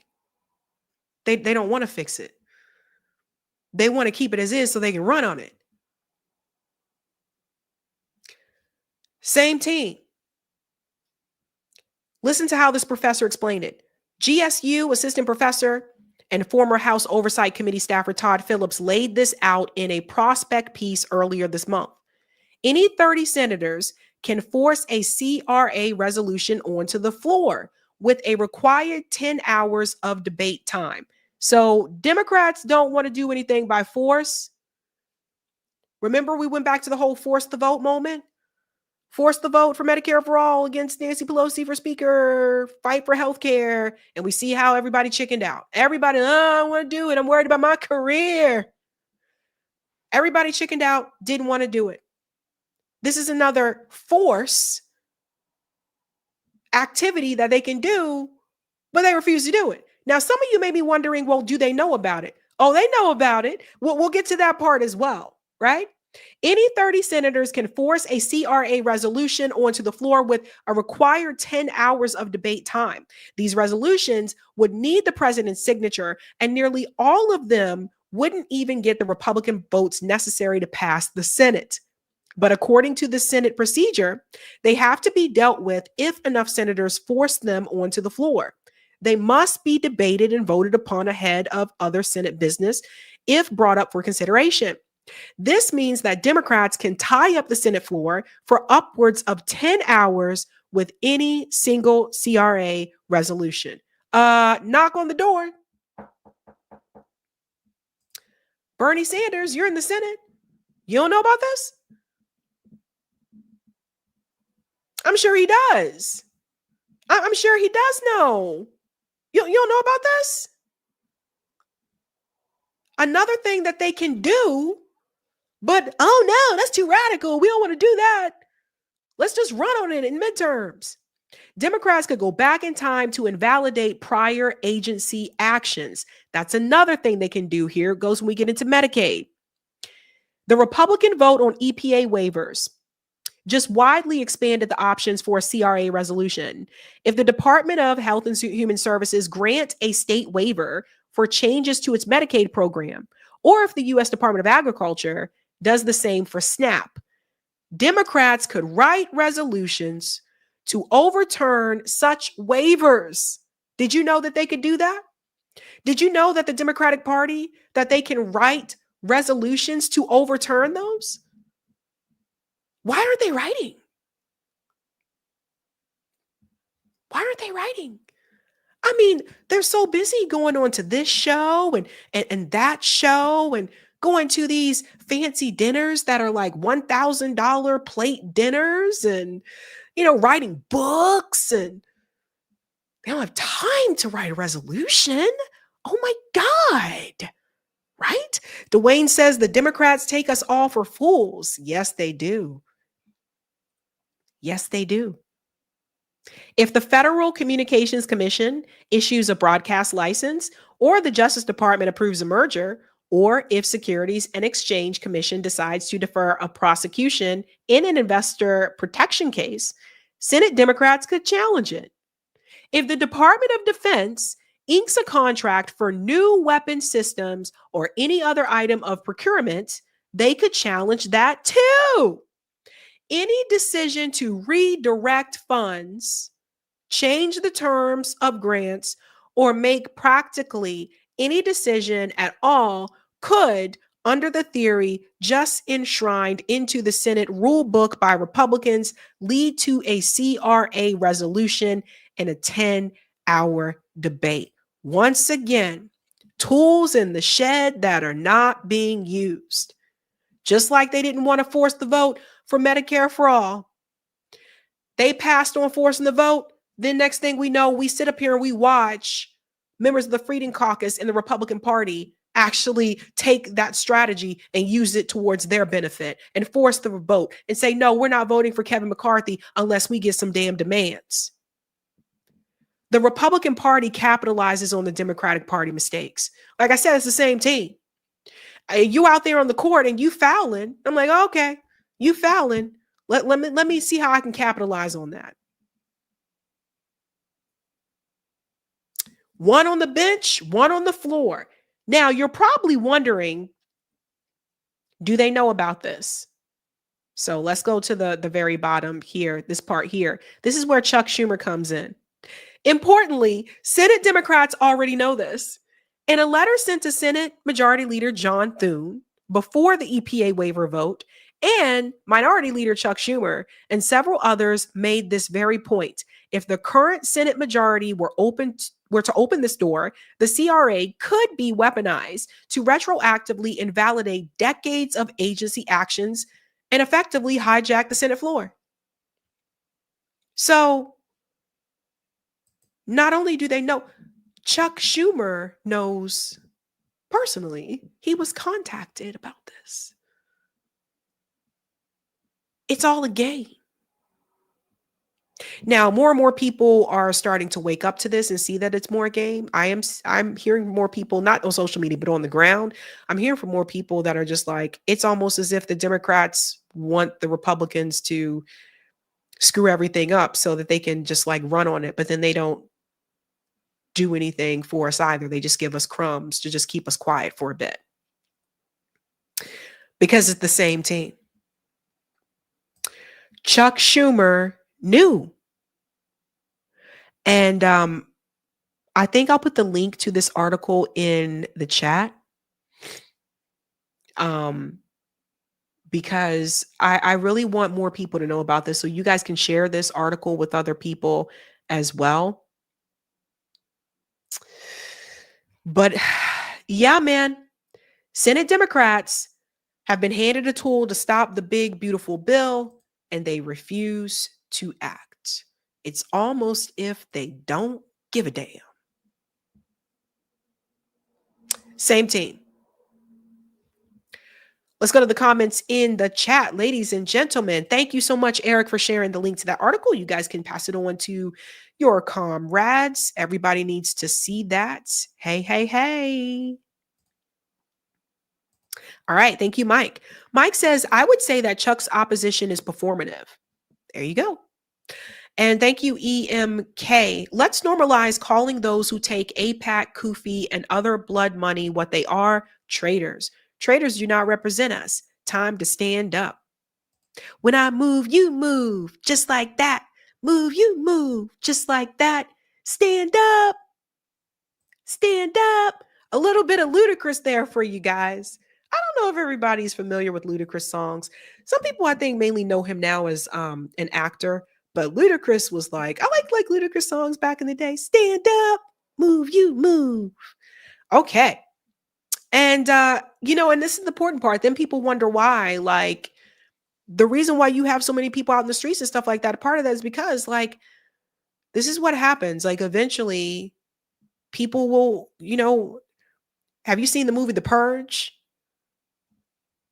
I mean, think about it. But I also feel like billionaires want that to happen. I feel like billionaires want us to just totally collapse.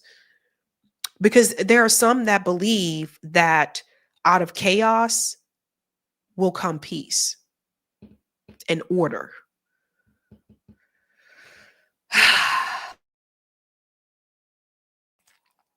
We got a quick announcement, and then I will go to I was Darius. Yes, Sabby was in them clubs bopping.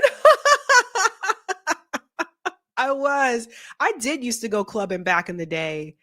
I don't know. Do people still club now? Or is it like just more like, I think more lounges are popular now where people kind of just dance in the seat instead of dancing on the floor. I went to this place in Montreal. You guys ever go? You gotta go. Place in Montreal. And it's called William Churchill's Pub. And we went there like on a Saturday night, and it was definitely not like a pub. Like, it was weird. Maybe it's because I went there in the evening, but it wasn't like a pub. Like, we went in there and it was just like dance floor was open and people like dancing on the floor and da-da-da. And I was like, if I knew it was going to be a club atmosphere, I would have, I don't know, dressed nicer or something. But yeah, it was just a weird place. It's right across the street from that. There's this bar called the Mad Hatter. It's like an Alice Wonderland theme kind of thing. I don't know. People, if you've been to Montreal, you know what I'm talking about. Zalippa said Montreal clubs are great. Yeah, it was that was an interesting little street right there. Baby Ethernet said raves are still popular. Really? I haven't heard about a rave in a minute. Okay, quick announcement, guys, and then we're moving on. We have 2 more stories for you, and the next story is really a positive one. So, you guys, I announced we are doing a documentary. We've already started filming. We got a ton of footage. Hopefully, I'll be able to put together a little trailer for you and show you the trailer before we premiere it on the show at some point. But we are fundraising, and first of all, shout out to all of you who have already donated. I really do appreciate that. I'm just going to read the story. Here it just says, we are making a documentary titled Remove about gentrification in Boston. Eric and Corey have gathered great footage so far. We are now working with a professional editor and he's doing a great job, but we need help with funds. If you can, please help donate. So our goal is 5,000. And like I said, it costs more than that. But that's our goal, to try to like fundraise. Again, I know it's a lot, but if you can help, I would appreciate that. And Scott's doing a really great job so far. So I'm looking forward to that finished project for real. Eric, if you can, actually, I can share this in the chat for everybody. What happened to share button? Okay.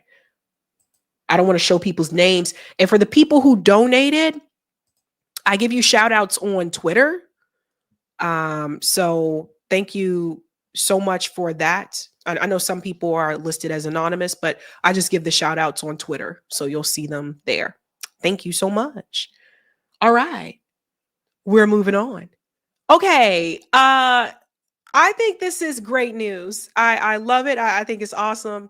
And yeah, So I found out that Tunisia has hundreds of activists that have boarded a bus to go to Gaza, and they want to break the blockade. And I was just like, hell yeah, especially after, Greta and other activists on the Freedom Flotilla were just, basically kidnapped by Israel when they were trying to deliver humanitarian aid to people in Gaza. To see this activity, this uprising come from Tunisia, it was just like, whoa, like this is a slap in the face to Israel, because it's like, yeah, we see that you kidnapped the people on the Madeleine. So now it's our turn to come. And I just gotta say, for people who thought it was performative, I would say that the activists on the Freedom Flotilla actually accomplished part of that mission, because part of that mission was to inspire other people to help, to inspire other people to get out there and try to help the people in Gaza. Now, we'll start with this because Greta, again, was kidnapped as well. And she was interviewed recently. And I want you to hear what she said. We're going to start with this because, again, this leads into the activists from Tunisia doing the damn thing. So listen to what Greta said after they sent her back. Listen to this. Is speaking to reporters. Let's take a listen to what she has to say. On international waters, we were illegally attacked and kidnapped by Israel and taken against our will to Israel, where we were detained. And then some of us deported, some are still there. There are very big uncertainties because it was quite chaotic and uncertain. So I don't really know what's going on. I haven't had a phone for many days. What were the conditions for you over the last few hours?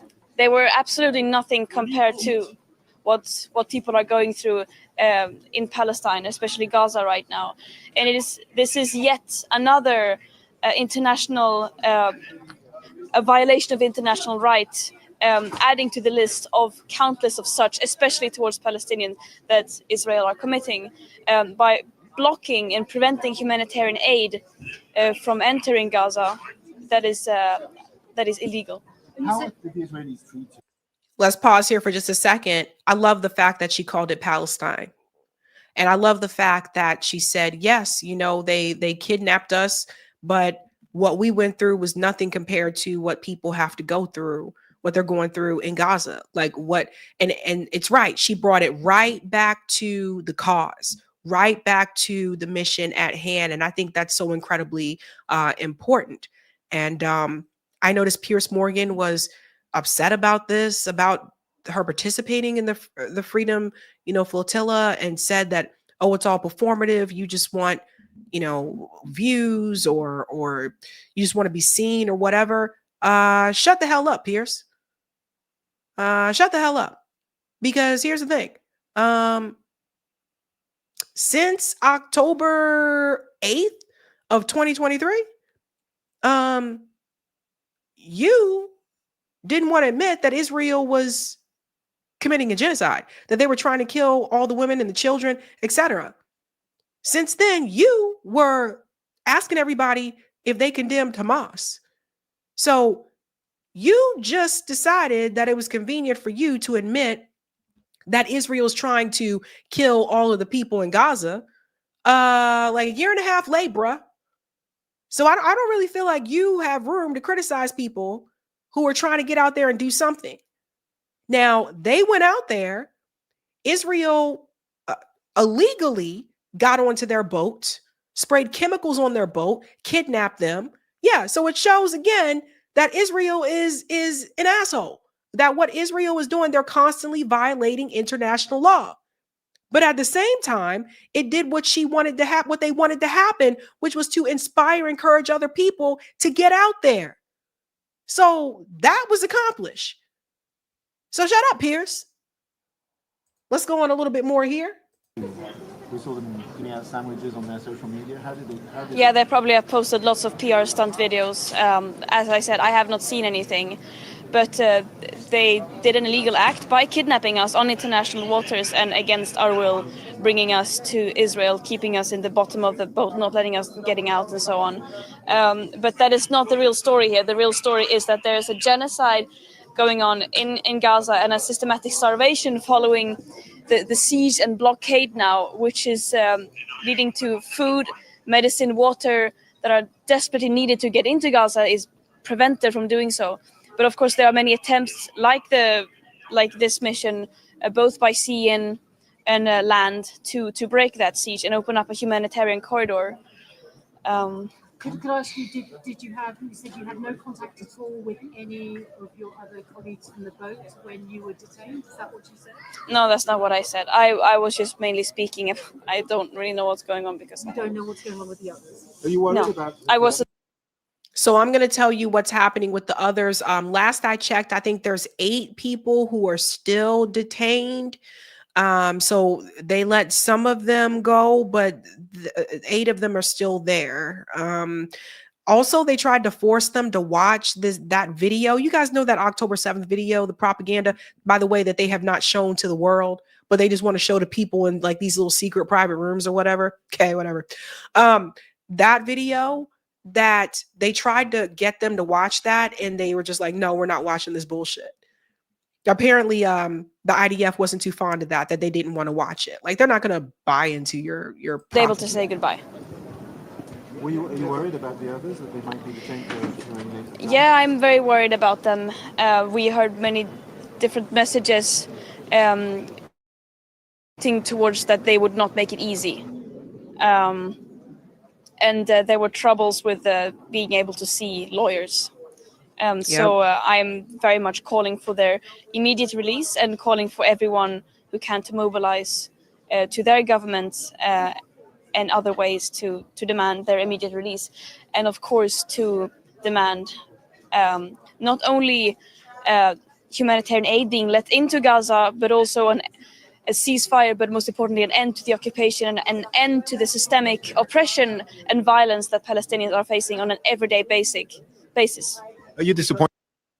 Okay, so that's what kind of kicked this off. And then you'll see now that Tunisia has started a land convoy headed to Gaza to try to break the blockade.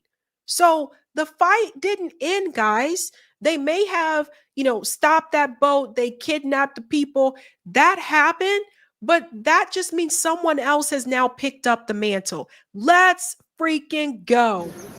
Hundreds of volunteers left Tunisia on Monday in a land convoy heading towards Gaza, hoping to break Israel's blockade on the territory. The Sumud convoy, which means steadfastness in Arabic, aims to alleviate the suffering of besieged Gaza residents and to show support for the Palestinian cause. Several Tunisian organizations participated in the initiative, including youth groups.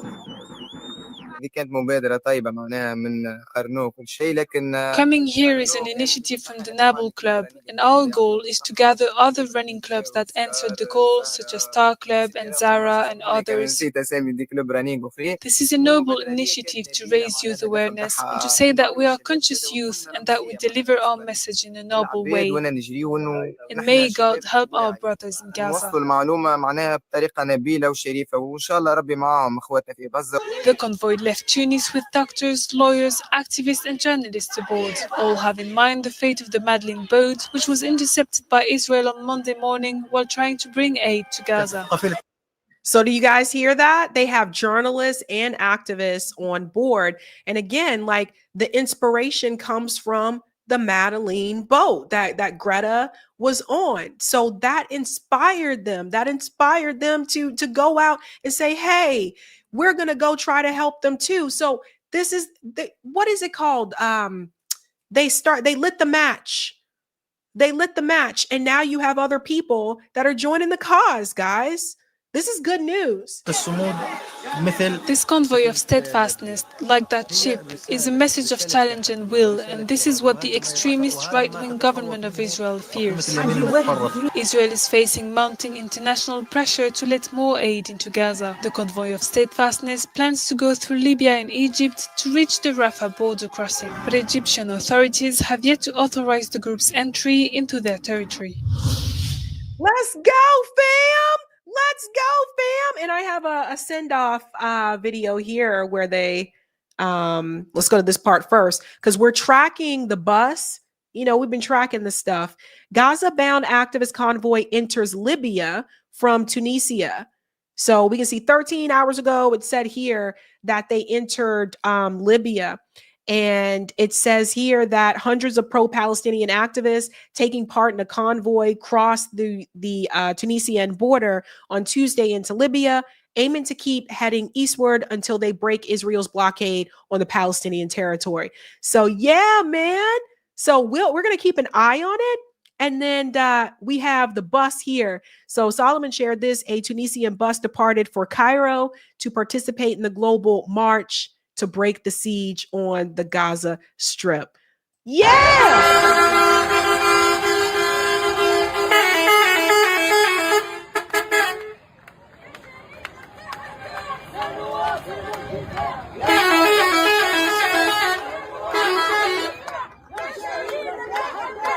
Hey!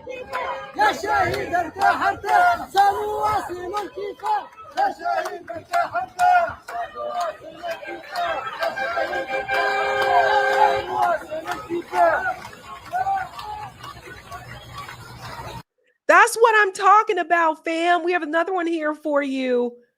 A little bit closer. Yeah. Woo!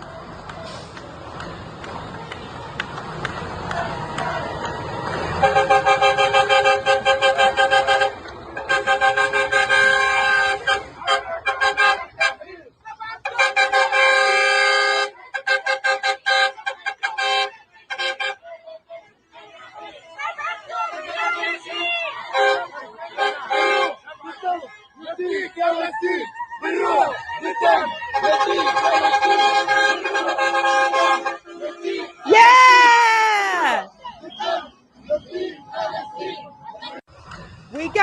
I think we may have to drop the beat, guys. Are we going to drop the beat for Tunisia? We're going to drop the beat. Let's go, fam. Let's go.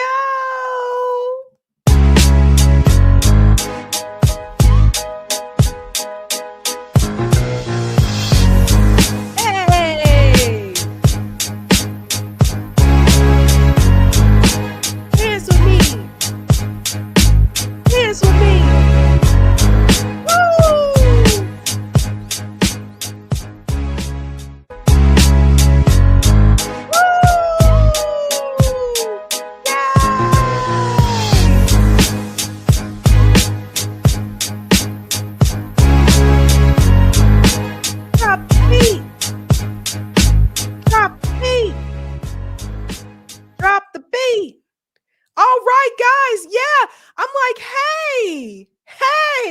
This is good news.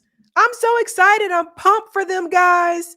And we'll continue to follow their bus. We got to keep track of it, just like we did with the Freedom Flotilla, right? We got to track them, guys. They'll be entering in through Egypt, trying to get through the Rafah border. Let's freaking go. All right. Let's go to some of the comments here, ladies and gentlemen. Thank you, Anthony. Bill Gates' Green Crop Initiative in Africa. Do a deep dive. Ooh, that sounds like a good one. I'll look into that. Thank you, Arlene. Oh, these oligarchs want to purge us all. We need to figure this stuff out in a hurry. And Democrats are not the answer. Solidarity, Sabby. Yay, solidarity with you. Busha, Greta Thunberg has started a momentum. Others will take up the momentum. It was not a stunt. Fuck Piers Morgan. Thank you, Tim. In a world full of Kims, be a Greta, free Gaza. Under says she lent her celebrity to the cause and it kept the people on that boat alive. That's a really good point because I wonder about that. Like, if she had not been there, would they be alive today? It's a good point. Thank you, William. Thank you for being honest and base. You are welcome, fam. Ashura says everyone posts Zio Pierce Morgan, who's performative now. Thank you, all's one same. Francesca Albanese mused that all Mediterranean countries should send their navies in aid for Palestine. Can you interview her? I can try. I mean, it's hard to, I'll have to check and see if I can find contact info for her. But thank you, Marlon. Pray for them too. They may be attacked. And I think they're anticipating that. Like, to be honest with you, I don't think they feel like there's no chance of that. I think they are anticipating that that could happen. Let's get the comment on Rockfin and we'll go to the last story, folks. Thank you, JVB, for the $5 tip on Rockfin. And thank you, Dave Burt, for the $2 tip. Thanks, Sabs, for this coverage. You are welcome. And thank you, William. Ex-Trumper, I will never support right or left. What will it take for the Trump cult to see they've been played? Left, right people must align or it's over. Honestly, I think this is going to sound crazy, but I think they're going to have to start watching other forms of media. Because I think if they're just watching, number one, corporate media, that's going to be a problem. But I think even in the YouTube sphere, I think they need to start watching other people, not just people that are on the right. Because like I said, and it sucks, audience capture is a real thing. And I think I'm kind of fortunate because, you know, I've said things that people agree with and people don't agree with. And I have a mixture, quite a bit of a mixture of a crowd that watches me. But I never I don't change what I believe because I think it's what the audience wants to hear. Does that make sense? So the problem that you run into is I think a lot of people just have audience capture. And so if you are a right-wing commentator, your job is to try to really defend the Republican Party and defend Donald Trump.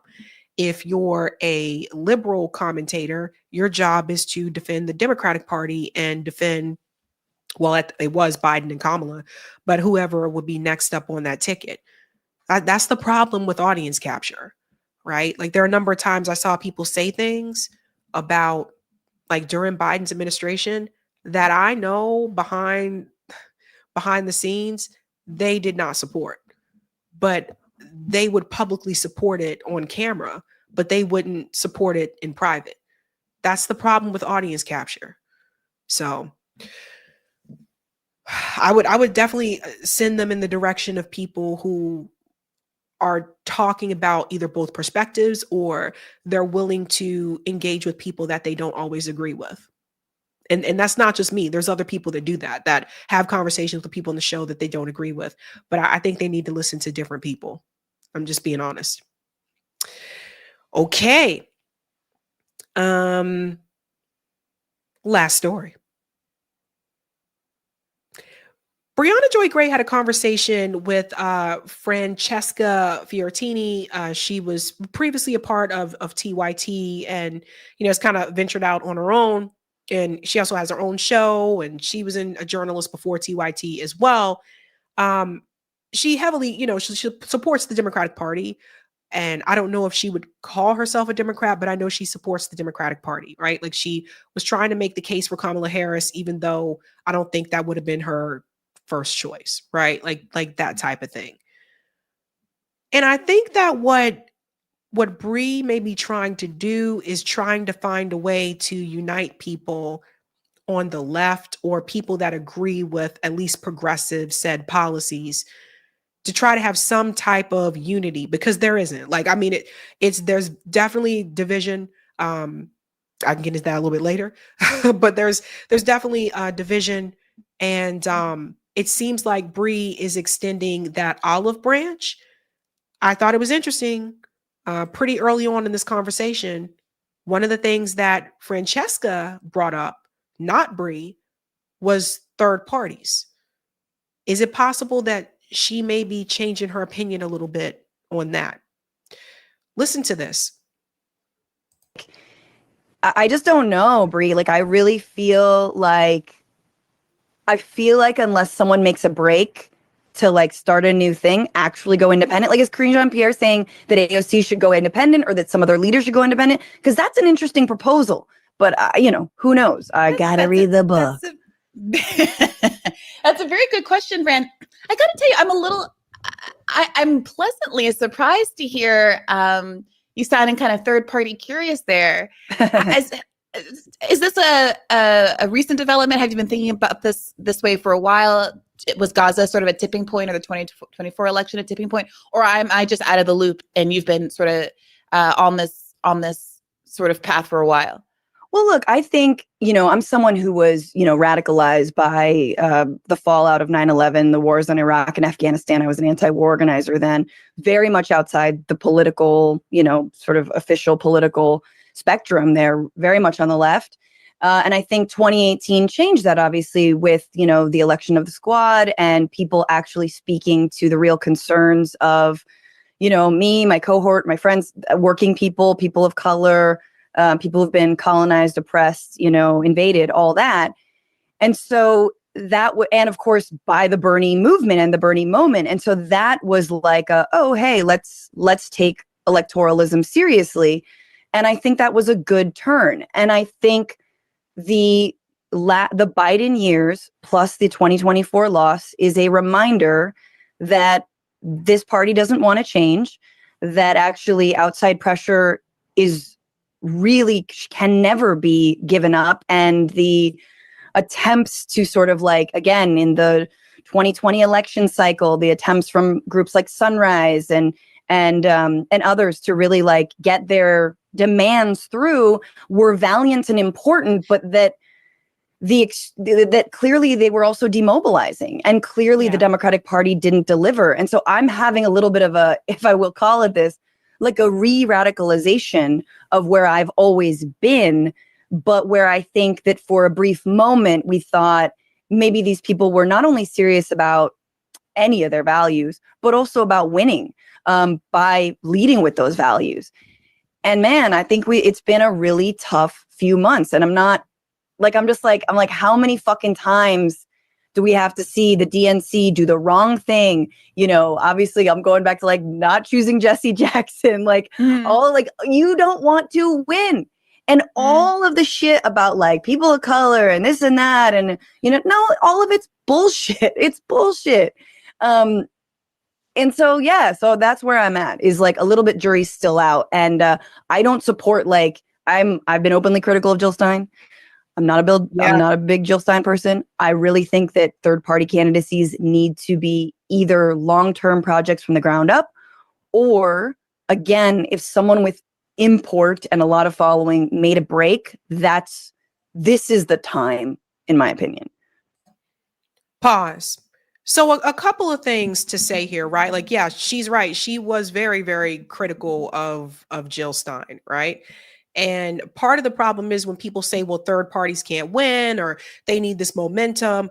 It doesn't help when people who have like one of the larger platforms constantly attack those people instead of let's bring this person on and have said conversation with them, right? Because at that point, you're working against any other like alternative and still trying to work within the duopoly. And I don't know about everybody else, and people have different growth periods, but I am past that point. And I played this duopoly game. I played this with AOC and Bernie Sanders and all that. And I really thought like we had a chance. But we're talking, it's been since technically 2015, when Bernie was running the first time. It's been since 2015. And at this point in time, it's been almost 10 years. So the reason why we have not seen those big wins for progressive policies on the national level is because of the corruption and corporate interests in electoral politics. And what has been very clear to me is that until you get the money out, you don't get the corruption out. If you cannot remove corporate money from electoral politics, or at least let's say the Democratic Party, you can't get the corruption out. I want everybody to understand that, right? So cash equals corruption. C equals C. Now, what was also interesting that she said there, talking about third parties need to do more from the ground up. It's interesting because she's in California. Guess who's running for governor of California? That's a third party candidate. Butch Ware. And I mean, it doesn't even have to be Butch, but I mean, it's like in California, you are living in a state where you actually have a third party candidate running for governor. Why not bring Butch Ware on your show and interview him? That's what I don't get from a lot of the people who are still stuck in the Bernie, like AOC camp, are still trying to work within the Democratic Party. And again, like I said, some of this is audience capture. I told you guys before. So that's what I don't get. You want to criticize third parties for not succeeding, but you also don't want to talk to these people. It's like you want to criticize them for not getting there or reaching a benchmark, but you also don't want to bring them on your show and introduce them to your audience as well. You know what I mean? So it's like, I used to say this like when I still worked in education, it's like, you guys want to complain about the students that are underperforming, but you're not giving them the tools and the resources that they need to perform better. And you want to point fingers at the end. That's kind of what it reminds me of, right? So I was surprised to hear she said, well, the jury's still out, and she's kind of looking, and she said this party doesn't want to change. And she's right about that. The Democratic Party does not want to change. And I told you, again, why would they want to if they belong to corporate interests, just like the Republicans? It's the same team. You can't, you're trying to get a team to split. And teams, for the most part, don't do that, especially teams that are beholden to corporate interests. They're not going to do that. That's how you end up there. So again, even the talking point, and this is why, again, I walked away from a lot of the progressive like shows, because they really want you to continue doing the same strategy that you've been doing for 10 years, when at this point, we could have built something phenomenal. Or we could have built up the Green Party. All these years of this working with inside the Democratic Party. So it's like they don't want to move really beyond. It's like they're interested in it, but at the same time, wait till you hear what she says later, who she would vote for in 2028, right? Let's bring in Brie's take here. The Biden term, and the first 2 years in particular, were the sort of nail in the coffin for me. That proved that Democrats were unwilling to do anything with power when they had it, and that they were constitutionally committed because of their donors, but committed because of the structure of the party. Yep. To acting against the interests of working people and the people in the movement that I had joined. Right. And that as tough it was going to be to build up a third party, that was more likely to be successful than changing the Democratic Party. And Gaza just further, like, put so many nails in the coffin that looked like, it's made of metal. And I think it's like, that really sealed the deal. And I think it also sealed the deal on like wanting to win. I mean, it's really gross to make sort of like the strategic political argument around Gaza, because it is just a moral gaping wound for any party that claims to believe in human rights.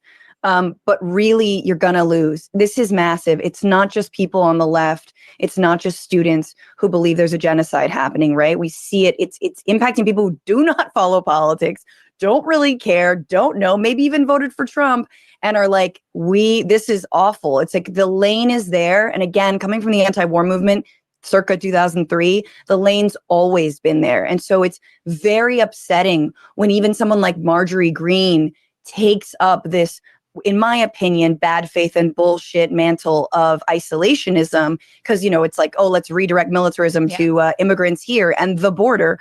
but like the anti-war lane has always been there. And Bernie came the closest to really putting it on a national stage.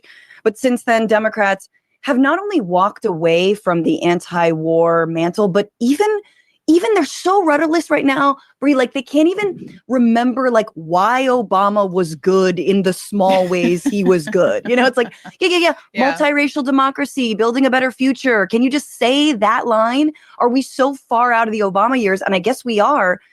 And also so stupid. And I think, you know, when you see someone like Senator Ruben Gallego going and fundraising with Mark Andreessen, you're like, oh no, we're fucking cooked, yo. Like they want their money. They see the oligarchies throwing down with MAGA, and yet they're like, well, maybe the oligarchy will like me too. And it's not only a way you're losing both. You're losing the base and you're going to lose the oligarchy ultimately when push comes to shove. They're not going to lose the oligarchy because, again, like I said, they belong to these lobby interest groups, and they support corporate interests. So they're not going to lose the oligarchy. So the problem that I run into, and again, I think Brie is trying to establish some type of, you know, unity here.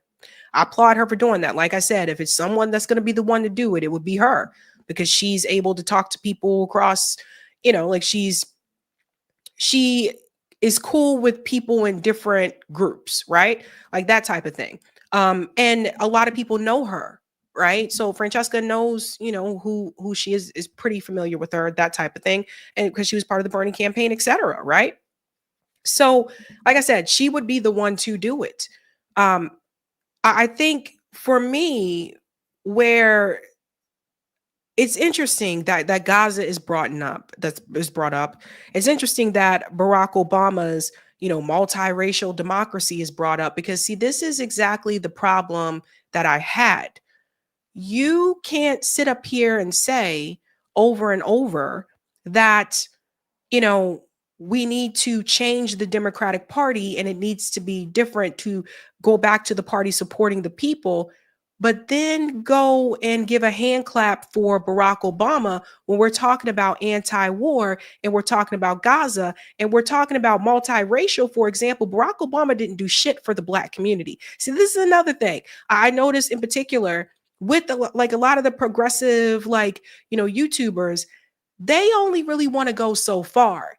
They want to talk about multiracial and, you know, coalition, but when it comes down to giving the Black community what is owed to Black people in this country, giving us, you know, what we were robbed of, the neighborhoods that were burned down of Black communities in this country, giving back what is owed, they never want to go that far. Multiracial democracy, that's just something I would hear like a Hillary Clinton supporter say. That don't mean shit to me. This is what I was saying. This is why more of us push back on it, because you guys just I feel like Francesca wants that to just be enough. And she's an activist and an organizer. So I know she knows better. She's right in California. You know what else happens in California? Ballot initiatives. California is a ballot measure state. Why so much focus on just what's happening on the national level when there are things that have been accomplished in California, in your state, via ballot measure? Why? If you believe in these progressive policies and you really want to fight for them and things like Medicare for all, why tell people to vote for Kamala Harris? Because you can't criticize said oligarchy and point to the oligarchy in the Republican Party, but then still tell people, well, vote for the corporate Democrat because they're not Donald Trump. You're still supporting the oligarchy. And that's the way a lot of these shows within the progressive media space work. And that was the problem that I had. And that's why you don't see me talk to many of them. That's why you don't see me on their shows, because I know what they're doing. And so it's easier for them to point to me and say, oh, she's secret right wing or whatever. Yeah, I'm right wing. I voted third party. Like, give me a freaking break, because I know what they're doing. Because once you establish like that progressive audience. Everybody in the audience is not progressive. You got some liberals over in there too. And then it's like, now we got to try to keep them in. So we still got to push through the Democratic Party in order to maintain said audience. I mean, I know what they're doing. And one of the things I think that people appreciate about Brie is like, she wasn't willing to do that. She wasn't willing to vote for Biden. She wasn't willing to vote for Kamala Harris. Like, she's like, no, I'm not going to do this. I'm going to support, vote Jill Stein, etc. And I don't think people understand the way that we were smeared. I don't think people understand the way that people like me and my comrades at RBN, JB Rome, Nick, the way that Brie, the way that a lot of us that backed and supported Jill Stein instead of voting for Kamala, I don't think people understand the extent of smears that were delivered towards us by Democrat operatives who, by the way, after the election was over, never heard from these people again. Because we were willing to hold the line. The reason why the progressive policies have not made a dent on the national level is because part of the progressive media that energizes that base does not hold the line. If the people in the movement are not willing to hold a line, and you're willing to say, I know I told you to push back against the oligarchy and the corporate establishment, but vote for this corporate establishment candidate. If you can't hold the line when there's a genocide involved, you're not really trying to change anything. And that's how I felt. And I don't give a damn. I don't think, even if it wasn't Trump, I really believe this, guys. Even if it wasn't Donald Trump and it was someone else who was the Republican candidate, I still think they would have done this. So a lot of it is audience capture. Now we're going to move on to the next part here. No, I think we finished that part. Yeah, we're going to go into the next part here because there's a couple parts that I want to get into. Yeah, 25. Let's go to this part as well. Democratic Party postures itself as like, we care about you, actually. You don't get to be the we care about you, actually. We have the soul of the nation, actually, party. When you have a demonstrated ability to go from basically shaming everybody over not being where you are with respect to something like trans issues to being like, F them trans folks anyway. And during Pride Month. Yeah. Well, and this is, I think, maybe where we might disagree. And it's a point that I think is an interesting one because, I say what I'm saying now. And if and when Democrats are running Pete Buttigieg, I'm going to support, like, I will vote for Pete Buttigieg, and I'll tell the people who watch my show to do that. However, you see what I'm talking about? How do you go from supporting people like AOC and these progressive policies to vote for Kamala Harris, even though I'm heavily against the genocide, to, I think I might be, the verdict's out and, we need a third party. The time for it is now. To, I'm going to vote for Pete Buttigieg. Pete Buttigieg is corporate. Pete Buttigieg is a McKinsey lab rat. You guys know this guy was created. Do people not understand what he comes from? I know Francesca does because they had these conversations on TYT when he ran in 2020. She knows exactly who Pete Buttigieg is. But now it's like, well, if it's him, I'm going to vote for Pete Buttigieg. Why? You live in California. This is another thing. I'm going to tell my viewers to vote for Pete Buttigieg. Why? Why? Weren't you just complaining about said oligarchy? So why would you tell your viewers to vote for someone who's a part of said oligarchy? Pete Buttigieg was the candidate. For those who don't know, Pete Buttigieg was the 2020 Democrat primary candidate who had a fundraiser in a wine cave. That was Pete. Very corporate. So you can't have it both ways. Everyone repeat this with me. You can't have it both ways. You can't say, don't support corporate oligarchy, and then say, support these candidates who are corporate and support the oligarchy. You can't have it both ways. You can't say that you're pro-worker and you're for the people, and at the same time say, my person didn't get the nomination, vote for this person who's anti-worker and not for the people. What?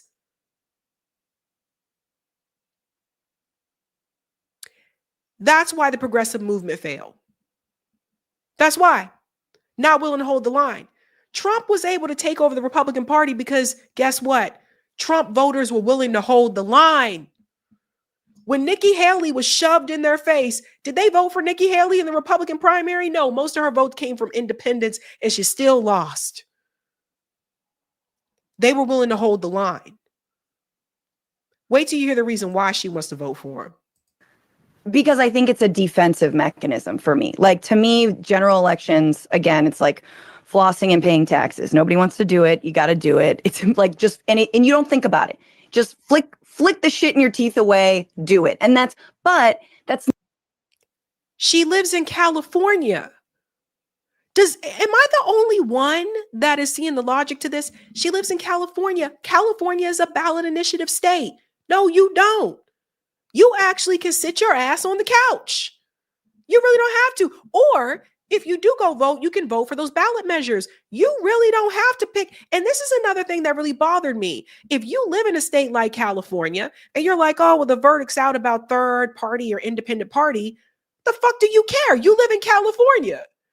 You could have voted third party if you wanted to, but that wasn't the goal.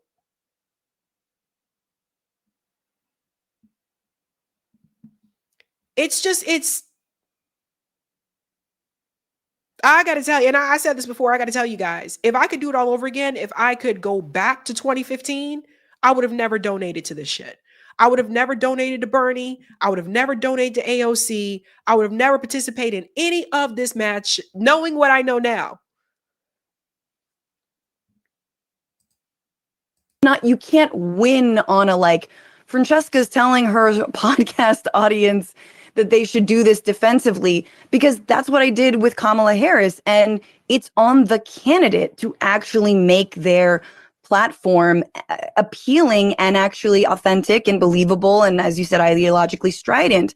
So, but I do feel like because the brand is like, hey, it's like, whatever it is, it's like the Lockheed Martin with like a rainbow flag. It's like, I understand that is in practice the same, but when it comes to pressure, the door is open. It's like the person, again, like these representatives who maybe aren't good on Palestine, but they're good on immigration. There's a window there. There's a way to say, hey, can we be morally consistent and stop sending, weapons to Israel? No, there isn't. See, this is where the delusion comes in. And Jesus Christ, I just hope more people wake up to this. Start watching more, diversify your media. No, there isn't. What do you mean there's a window there for them to stop sending weapons to Israel? How is there a window there when AIPAC and Kufi own these parties? Again, it's the same team. Democrats and Republicans bounce off each other. The only way there's a window there is if the Democratic Party is willing not to take corporate money anymore and just be a grassroots party. Then I would say you got that window. But as long as they're both corporate and they belong to big money interests and lobby interest groups, there is no window there. This is the lie, and I'm sorry, and this is the lie that a lot of these commentators, particularly the YouTube commentators that's still trying to push the Democratic Party, this is the lie that they tell their audience. And they have you guys running on this lie for years, and they have them thinking, okay, there's still a chance, there's still a chance. No, if there was still a chance, you think people would have been doing this for 10 years? Bernie twice in a row, that didn't wake people up? How they can just cheat against a candidate and just pull someone out? How they can take, Bernie's votes and give them to Hillary Clinton? Like, things like this, like, no. There really isn't. I'm sorry. I'm not going to be the one to sit here and lie to you and just say, yeah, there's a chance, there's a window. No, there isn't. As long as corporate money is controlling the party, there is no window for you to get them to stop sending weapons to Israel. It does not exist. that's giving people false hope.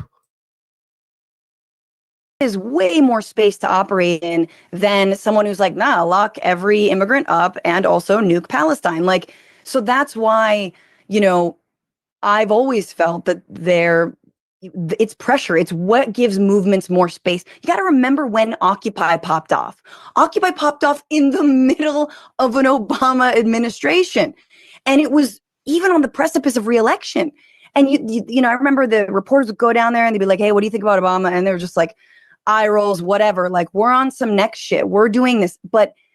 And I think we saw the ways that when a movement pops off during a Republican administration, i.e. BLM popping off during Trump, tanks are going to get called out. People are going to be disappeared off the streets. People are going to be extrajudicially killed, you know, and not have any due process. That's the difference. And so that's what helped Biden win. Of course, he threw the entire movement that helped him win under the bus. But like, I think that very stark difference, and we're seeing it now, right? The criminalization of Palestine protesters. It was there under Biden. I'm not saying it wasn't, but it is on a different level under Trump. So that's why I make that utilitarian argument without preciousness, right?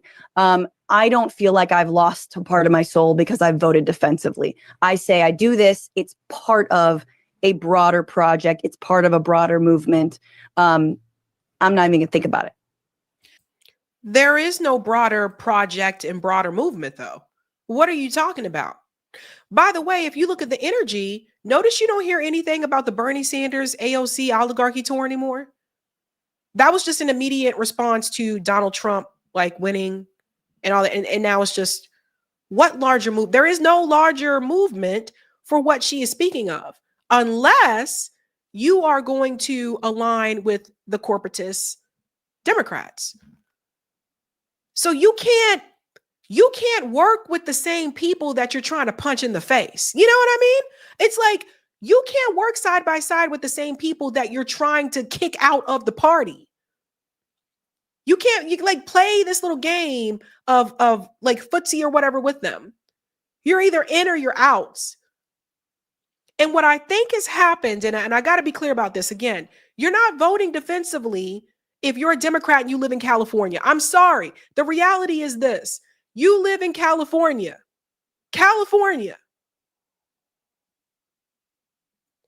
And then to the other part of this, I am very much taken aback by the number of times where a lot of us that are hosts live in ballot measure states and no focus on local. And she's an activist and an organizer. So why not talk about, and I watched the full thing.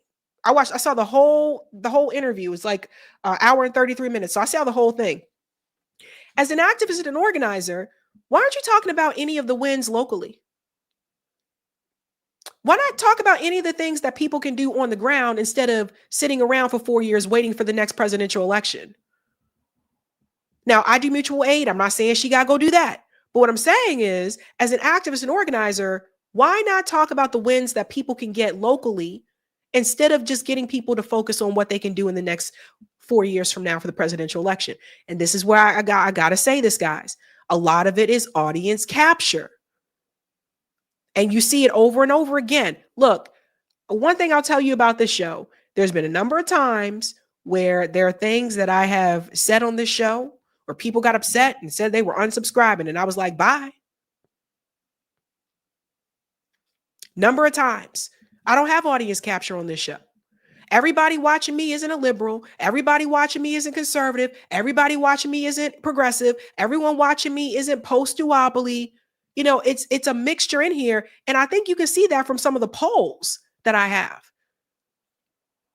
But a lot of it is audience capture, because what will happen if she fully abandons the Democratic Party? Now you got an audience, which she mentioned in this interview. It's liberals and progressives that are in her audience. Now you have this audience that may lose interest because you're not pushing the Democratic Party. Because there are some viewers that only want to hear their party side, and that's it. They don't want to hear the support or advocacy for an alternative. They don't want to hear it. They want to exist in an echo chamber. And I think that's a dangerous thing, man. And I got to tell you, I just think a lot of it is audience capture, you know? So this part right here is interesting. Part of why I've been wanting to talk to you for a long time is because I still feel the sort of like Chinese wall that went down across the left over after Force the Vote. You're also talking about my people? Did I leave the Chinese wall? The proverbial, yes, the proverbial Chinese wall that went down. And I don't like it. I never felt like it was, not only did I feel like it wasn't necessary for folks who disagreed to disagree with the kind of like vehemence that existed at the time. And I know that a lot of it was because of like one person who I think had relationships with folks in a way that I also didn't. And so I kind of let some of that stuff roll off. I don't know. I don't think I was it's not important. Why? The point I'm trying to make is that I never wanted, I felt like it would have been more constructive and there would have been less animosity if we had all continued to talk to each other. Sure. And misunderstandings could have been resolved much more quickly. Like the talk that I eventually had with Sam Cedar, which I thought was very constructive, didn't happen until like, I think February, like a month or two, maybe March after Force the Vote. There was no reason for us to be sort of sniping across shows when the left is already so small. And when... I mean, just like look at, I don't know. I'm not here to be a surrogate for anybody, literally. And I did watch that discussion. I thought it was great. I do want to say, though, that like the strategy of, this is not you, but the strategy of like tweeting at somebody angrily, telling them to go on your show and or do something. And if they didn't, they were all of the following things, like cyberbullying our way to like real change is just like not how we're going to get things done. And it certainly doesn't make you good allies. And I think we need coalitions and allies, and like coalition building is really important. And ask any organizer, that is not how you go about doing it. Do you absolutely do, actions and sit-ins and all this? Yes. But like, again, I still think we're figuring out our dance. We're still figuring out our strategy. I remember having Matthew Smucker on my show. He's a like incredible movement strategist. And he was basically like, so let's just pause here for a second. So yeah, there is a such thing as coalition building. That is true. However, there's also a such thing as access. Now, I feel like I can say this in a non-biased way because I didn't have a show during Force the Vote. So this is what I saw as a viewer who was sitting on the couch watching this during that time. It seemed like to me that some people took a position not to participate in Force the Vote. Yes, because of, said people involved, but there were a lot of people that participated, that supported Force the Vote and Force the Vote Town Hall. But to be honest with you, once I got, into this, I started to realize a lot of this deals with access. And I think that some of them, like Francesca, and she was still part of TYT at that point, did not want to participate in it because they didn't want to lose access to said politicians. They lost access to those politicians anyway. That's the funny part. When's the last time you saw like squad members go on TYT? See, this is the funny part. See, it's not so much of they were upset. Well, there could be some of this. They were upset because they said that Jimmy was being too harsh on Twitter and stuff like that. And you can feel that way and you can agree with that. However, let's take it a step further. You didn't want to be associated with that harshness because you didn't want to lose access to those politicians. Otherwise, you probably wouldn't have given a damn. A lot of it has to deal with access. And I've had many disagreements. I tell you, look, I don't agree with everybody on everything. I've had disagreements with people, in the space and things like that. And it's kind of like we agree to disagree, on different things. But I do have red lines. And when a red line is crossed, nah, fuck that. You dead to me, son. Like just dead seriously. Right? But a lot of this had to do with access. And this is what I saw. As someone that did not have a show at that time, it was becoming very clear to me that it seemed like the so-called progressive movement was only willing to go so far. In other words, they weren't willing to hold the line. When it came to force the vote, they didn't want to hold the line. When it came to a genocide, they didn't want to hold the line. When it came to Biden wanting to and doing it, increasing more funding to the police, they didn't want to hold a line. So you can't sit up here and say, like I said, you can't have it both ways. You can't say that you're against all this heavy policing and you want people to have health care and you want people to have, equality, be treated equally and all that. But then you tell your viewers to vote for said person that doesn't back or support any of those things and is corporate owned. You can't have it both ways. And that's why the movement never went further. That is why. Now a lot of people are sitting back and they're crossing their fingers and they're banking on to see if AOC runs for president. So then they can get more viewers with that election as well.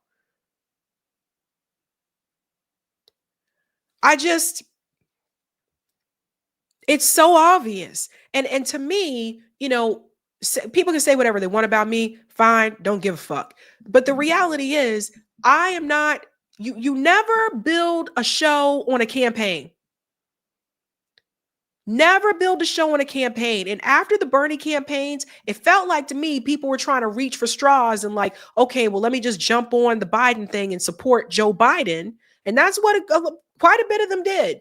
Made excuses for Biden, supported Joe Biden time after time after time. And it was obvious to me, it was audience capture. It was so obvious. So that's what this is really, a lot of this is really all about. Let's continue on a little bit more here. Look, the Sunrise Movement was amazing when they sat in, Pelosi's office. AOC joined them there, but we needed to keep that level of pressure. That was one action. Let's get back to that. Okay. So like, I'm just saying like that is, I feel like we sort of miss what works online and what gets eyeballs online for what actually could work in real life. Part of what's frustrating, I think, for me is that I know it feels a little to me. I don't want to diminish the extent to which obviously some people were off put by a tone issue. But I want to really be clear. It's not a tone issue. It's like, or the approach, whatever. I'm not trying to get lost in however you want to characterize it that way.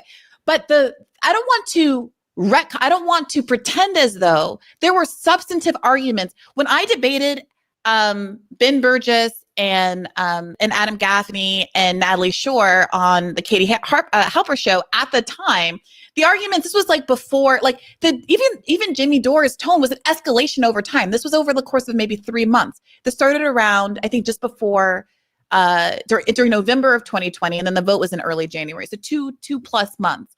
So the debate was nothing about Jimmy Dore.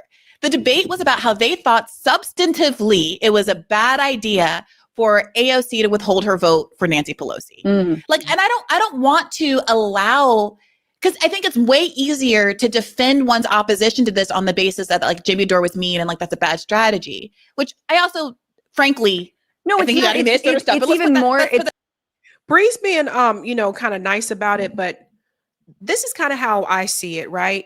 Not only did they say it was a bad strategy, but they also went on to say, like people like Majority Report also went on to say that if they were to force the vote, that Kevin McCarthy would become Speaker of the House. And that was not factually true.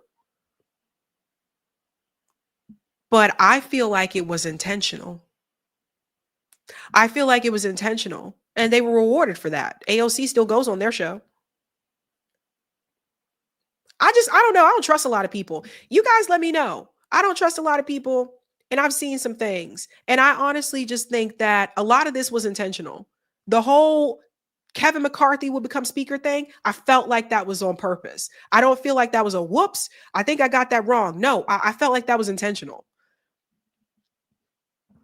I distrust first, and you got to prove to me, and then I may trust later, but I distrust at first. And so those are some of the things that I kind of just saw along the way. I felt like it was intentional because they really wanted to maintain access to those people. Even more than like for real though, like real talk. I realize that this is a sticking point for you, and I'm sorry that like it sucked for you and that people were like that there was the wall that was put up. I'm sorry about that. And I trust me, like that is not like that's not what went on with you and I, because we've never actually been on each other's shows, and this is the first time. So I just want to name that. But it's not just a like approach, it's also politics. Dor had been moving far to the right for a long time before then. And I don't know if you know that our history around him, me gently criticizing him when he called my friend a CIA agent / Al-Qaeda because of his work in Syria, which if you have to, remember, like a lot of this, like the stuff happened around the Syrian civil war, which, there were also, hundreds of thousands of people being pulled out from rubble. And some folks online were saying that that was actually not happening. And anyone reporting on it was CIA. So like my shit goes back a lot deeper. So I like gingerly was like, hey, don't do this. And then he was like, in Venice, Italy, and then trolled me. And I was like, what are you doing? And then of course, like all of this was very clear. People who have worked with him, people who know him. So like the bedfellows you do make around a legitimate strategy, around a good strategy does matter. And the kinds of coalitions we build do matter. So there needs to be some lessons learned on all sides here. If I'm openly saying, maybe hindsight, that, was a good strategy. But of course, the kinds of people and the kinds of tactics, the people you throw. So I'm just going to, sort of wrap this up here because there's one other thing I want to show you. But the thing is this. I honestly feel like, and this is just my opinion, there's a lot of gatekeeping. And a lot of that gatekeeping that you see, particularly in YouTube media, I can't say independent media anymore, because as I've been a part of this, I've been finding out more and more that some of these people that I thought was independent are not actually independent. So I'm not even going to say independent media anymore. But apparently with YouTube media, the reality is this. You can agree or disagree with Jimmy's approach to force the vote or whatever. I really don't give a shit. What I do think, though, is that even if, let's take him completely out of it and say he wasn't a part of it, the gatekeeping mentality, particularly within the space, has been that if the idea is not started by TYT or said TYT, a founder, then the idea is not something that is going to be heavily promoted. Case in point, let's take politics out of it for a second. Politicians out of it for a second, which is what Force the Vote was really about. When it came down to the Medicare for All marches that went over 50 cities for the countries, why didn't Francesca and all the TYT people, why didn't they promote it? Why did they promote it? You see what I mean? So it's like, when we talk about organize and all the types of stuff, as someone who is an activist, has been a part of a lot of these organizing efforts, I'm here to tell you, to let you know right now, when it came to doing things on the ground, if it was happening under the Biden administration, a lot of these outlets did not want any part in it. They didn't want anything to do with it because Democrats were in power. This is important for people to understand. A lot of times they seem really tough when Trump is in office. But the moment that Biden won, all of a sudden, while people were still organizing for Medicare for all of a sudden people didn't want nothing to do it. Don't do anything. They didn't, no, don't do anything. Don't try to. Democrats have the House. That's what it was really about. So, as I've said before, I think the personalities is a distraction. And again, I don't even know, like most of these people I have never met in real life, but I think the personalities is a big distraction and it prevents getting something done, right? So the reality is that the Democratic Party didn't want to do shit for the people, period. And that's because they're on the same team. Republicans and Democrats on the same team. They just do things in different ways, but they still exist to maintain the status quo. Now, Francesca sits up there and says that third parties need to start from the ground up. Now, she's in California. Did she know that 78% of California Greens won their elections? Did she know that? See, this is what I'm talking about. People say start from the ground up. 78% of Green Party candidates won their elections. And they have different positions, like they're in city council, school board. As much as people complain about schools, you know, they're in school board. I interviewed a Green Party mayor on this show before. There are a couple of Green Party mayors throughout the United States. Now, they need to get other seats. Don't get me wrong. They need to get into Congress. They need to get, some of these state legislator seats as well. So, yeah, I'm not saying there isn't work that they need to do. I'm not saying that. But my thing is, you live, again, in California. I mean, I don't know what else to say. I said the same thing to Cenk Uygur when he came onto the show. I'm like, you're in California. Why aren't you guys talking about all the wins you've been able to get through ballot measures, right? Against capture. That's why.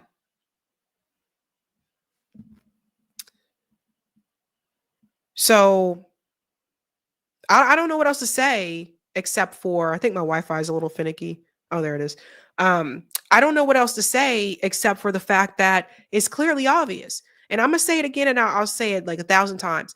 I honestly don't think any movement should be led by podcasters. I think movements need to be led by the grassroots. But I do think that the podcasting space, we're where those people should be able to come to promote said action. And I love and I participate. I'll still be there participating with you, but I just don't think any movements need to be led by podcast personalities because they have something to lose or gain, because they have, a lot of them have that audience capture, and that's really what they're thinking about at the end of the day. And I'm sorry, but I've discovered a lot of fake people in this space. I'll be honest with you guys. I've discovered a lot of people. I'm telling you, a lot of just fakeness. And then you start to see as time goes by how many people are doing these things because they actually care, and how many of them are doing it just because they want the numbers. You know, how many of these people are around when we do mutual aid? These people are nowhere to be found, most of them. Or they don't want to talk about it, or they don't want to promote it, right? That's how you know if people are serious or not. And now Brie's not one of those people. She actually promotes the stuff and has been there, whatever. But Francesca, TYT group, I get that Brie's trying to, I guess, have some type of, unity here on the left. But the problem comes in when people like Francesca, TYT, and that whole like stick. And I said this to Cenk himself. I told him as well, when we organize on the ground, you guys do not promote. And I'm not saying you got to get out there and organize with us, but when we reach out to promote said activities, which is on issues that you supported, you guys don't promote it. And that's a problem. And that's why we don't have big numbers. And that's on purpose. So when people talk about coalition building, and we need to build coalition, what you guys need to know, what Francesca was talking about, is not just about coalition. It's about certain people and certain personalities. And if you are deemed as someone that people say, oh, don't talk to that person or stay away from that person or whatever, even though they may be an activist fighting for the same things you are, that's what this is really about. It's one big clique. And if you don't kiss up to the Democratic Party and kiss up to certain people's ass, particularly in this space, they will not try to build coalition, period. Especially when it comes to the Black ones. Because if you notice, you don't really see too many Black podcasters in this so-called coalition that she's talking about. Think about why that might be.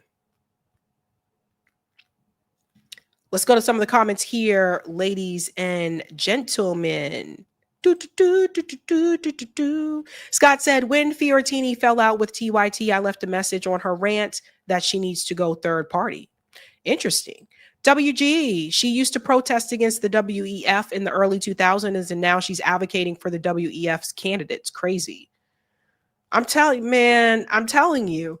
Thank you, Marlon. The Republican fans don't realize it's rich versus poor, and Democrats don't realize it's rich versus poor. Man with long last name, says Sabby go on bad Haspera. I don't know how to do that, but okay. Thank you, William. I learned truth by watching both sides and hearing stuff I didn't like. I didn't like you at first, but now you're my favorite honest info source. Love, LOL. I appreciate the honesty there, William. Thank you, Miss Ritchie. Cats can see things moving in a horizontal motion, but not vertical. Same with people stuck in the duopoly. They are half blind, hard to make them see. Thanks, Marlon. The Republican Party has the same problem as the Democratic Party when it comes to Israel because nothing stopped in Gaza, maybe even got worse. Yep. Thank you, Anthony. Sabby, welcome to my living room. You're great. Welcome to your living room? Howdy. Thank you, Fly. Mayor Pete hurt people and published fake supporters. I remember that. Thank you, William. Anyone supporting a Dem or a Republican tells me owned. Thanks, Timothy. Fran's logic is so warped, she's going to tell her followers to vote for Buttigieg, the gatekeeper of Dem corruption. That's what I'm saying. I'm telling you. Thank you, Marlon. The woman in the window is morally bankrupt. Thank you, Zenep. I disagree, Sabby. She doesn't care about the cause. She just doesn't care. Interesting. William, truth is so evil and outrageous, normies reject it. Oh. And thank you, Timothy. Fran is clearly not ready for the revolution. Yeah, because the viewers aren't. Right? Let's look at the poll. I'm curious to hear how this turned out. I don't know, you guys. I'm a little nervous about this poll. Holy crap, this is close. How do you feel about the LA protests? We have 1,806 votes. 35% say, I support the protests fully. 31% say, I support the protests, not violence. 12% say, I support cops, National Guard. 22% say, I don't care either way. Wow, that is an interesting poll results. It's kind of close. Again, we have a diverse crowd here, right? We have a diverse crowd. Okay. I think I got to everybody. No, Anthony. Thank you, Anthony. I'm that old. TV, living room was central. What? I'm that old. TV living room was central to family living before it was radio. Are you talking about like those floor model TVs? Nobody's talking about the floor model TVs. I thought everybody had I thought everybody probably has the TV in the living room, right? I'm not big on, I don't know. Maybe I'll grow out of this at some point. I'm not really big on bedroom and the TV. Oh, Rockfin. Okay, sorry. Let's get that comment. Sorry. I'll explain about the TV thing, the bedroom thing in a minute. Thank you, Roger. Remember when seniors got behind Hillary and railed against us and Bernie's Medicare for All? Their attitude was, well, we already got Medicare, so I don't care if you have it or not. Now they're crying about dying due to their Medicare getting cuts and want us to stand with them. Solidarity is bi-directional. They'd have a bigger coalition if we had Medicare for All and they try to cut it. Thank you for this. She sound like Blakely struggling on who to vote for between Harris and Trump while crapping on third-party Jill from her apartment in Brooklyn, New York. Franny says thirds need to start from the ground up. Hey, you going to help us build one, Franny? No, I'll join when you get it together. People, I keep telling you, CBIs, CBIs, CBIs. Thank you. I was going to tell you guys something about the bedroom TV and then I'll get going, right? Okay, what do you say, Angelique? TV in the bedroom, I prefer it. I can watch my show and play my games with no interruptions. Okay, so when I was growing up, we had that, right? And like I had a little TV in my room and my parents had a TV in their room and there was a TV like in the living room. My sister had like a little TV. We all had our little TVs, right? But it didn't start out that way. Like at first we had one TV and it was in the living room and we'd all like gather in the living room and watch, a lot of stuff together and stuff. When everybody started to get their, little TV in their room, then it was just kind of like people didn't come out of their rooms. You know what I mean? So it's like my sister would watch like, her stuff. My mom would watch her stuff. My dad would watch like his stuff and I would watch like my stuff. So when I left, high school and I went to college, I made a point not to spend so much time in front of the TV and just to, go out and get active and do more things. And we had a TV in our dorm room, but I just chose to be a little bit more out there and more active. And then it kind of stuck. Like, I don't know, man. Like I still think back on it and it's like, what I noticed is that when I had the TV, and we have a mini TV in the bedroom now, but I hardly ever turn it on. And it was a habit of let me fall asleep while watching TV. And I found I didn't get good sleep like that. So now it's just kind of like, I don't know. I feel like it affects my sleep. Does that make sense? Like, I don't know. I feel like it makes me lazy. It makes me not want to get up and, get out there and do stuff, and get my steps in and all that kind of stuff. That's kind of how I look at it. But I don't know. Maybe like, I'll get out of that at some point. I don't know. I don't know how everybody else feels about that, about having the TV in the bedroom. Megan said the TV watches me.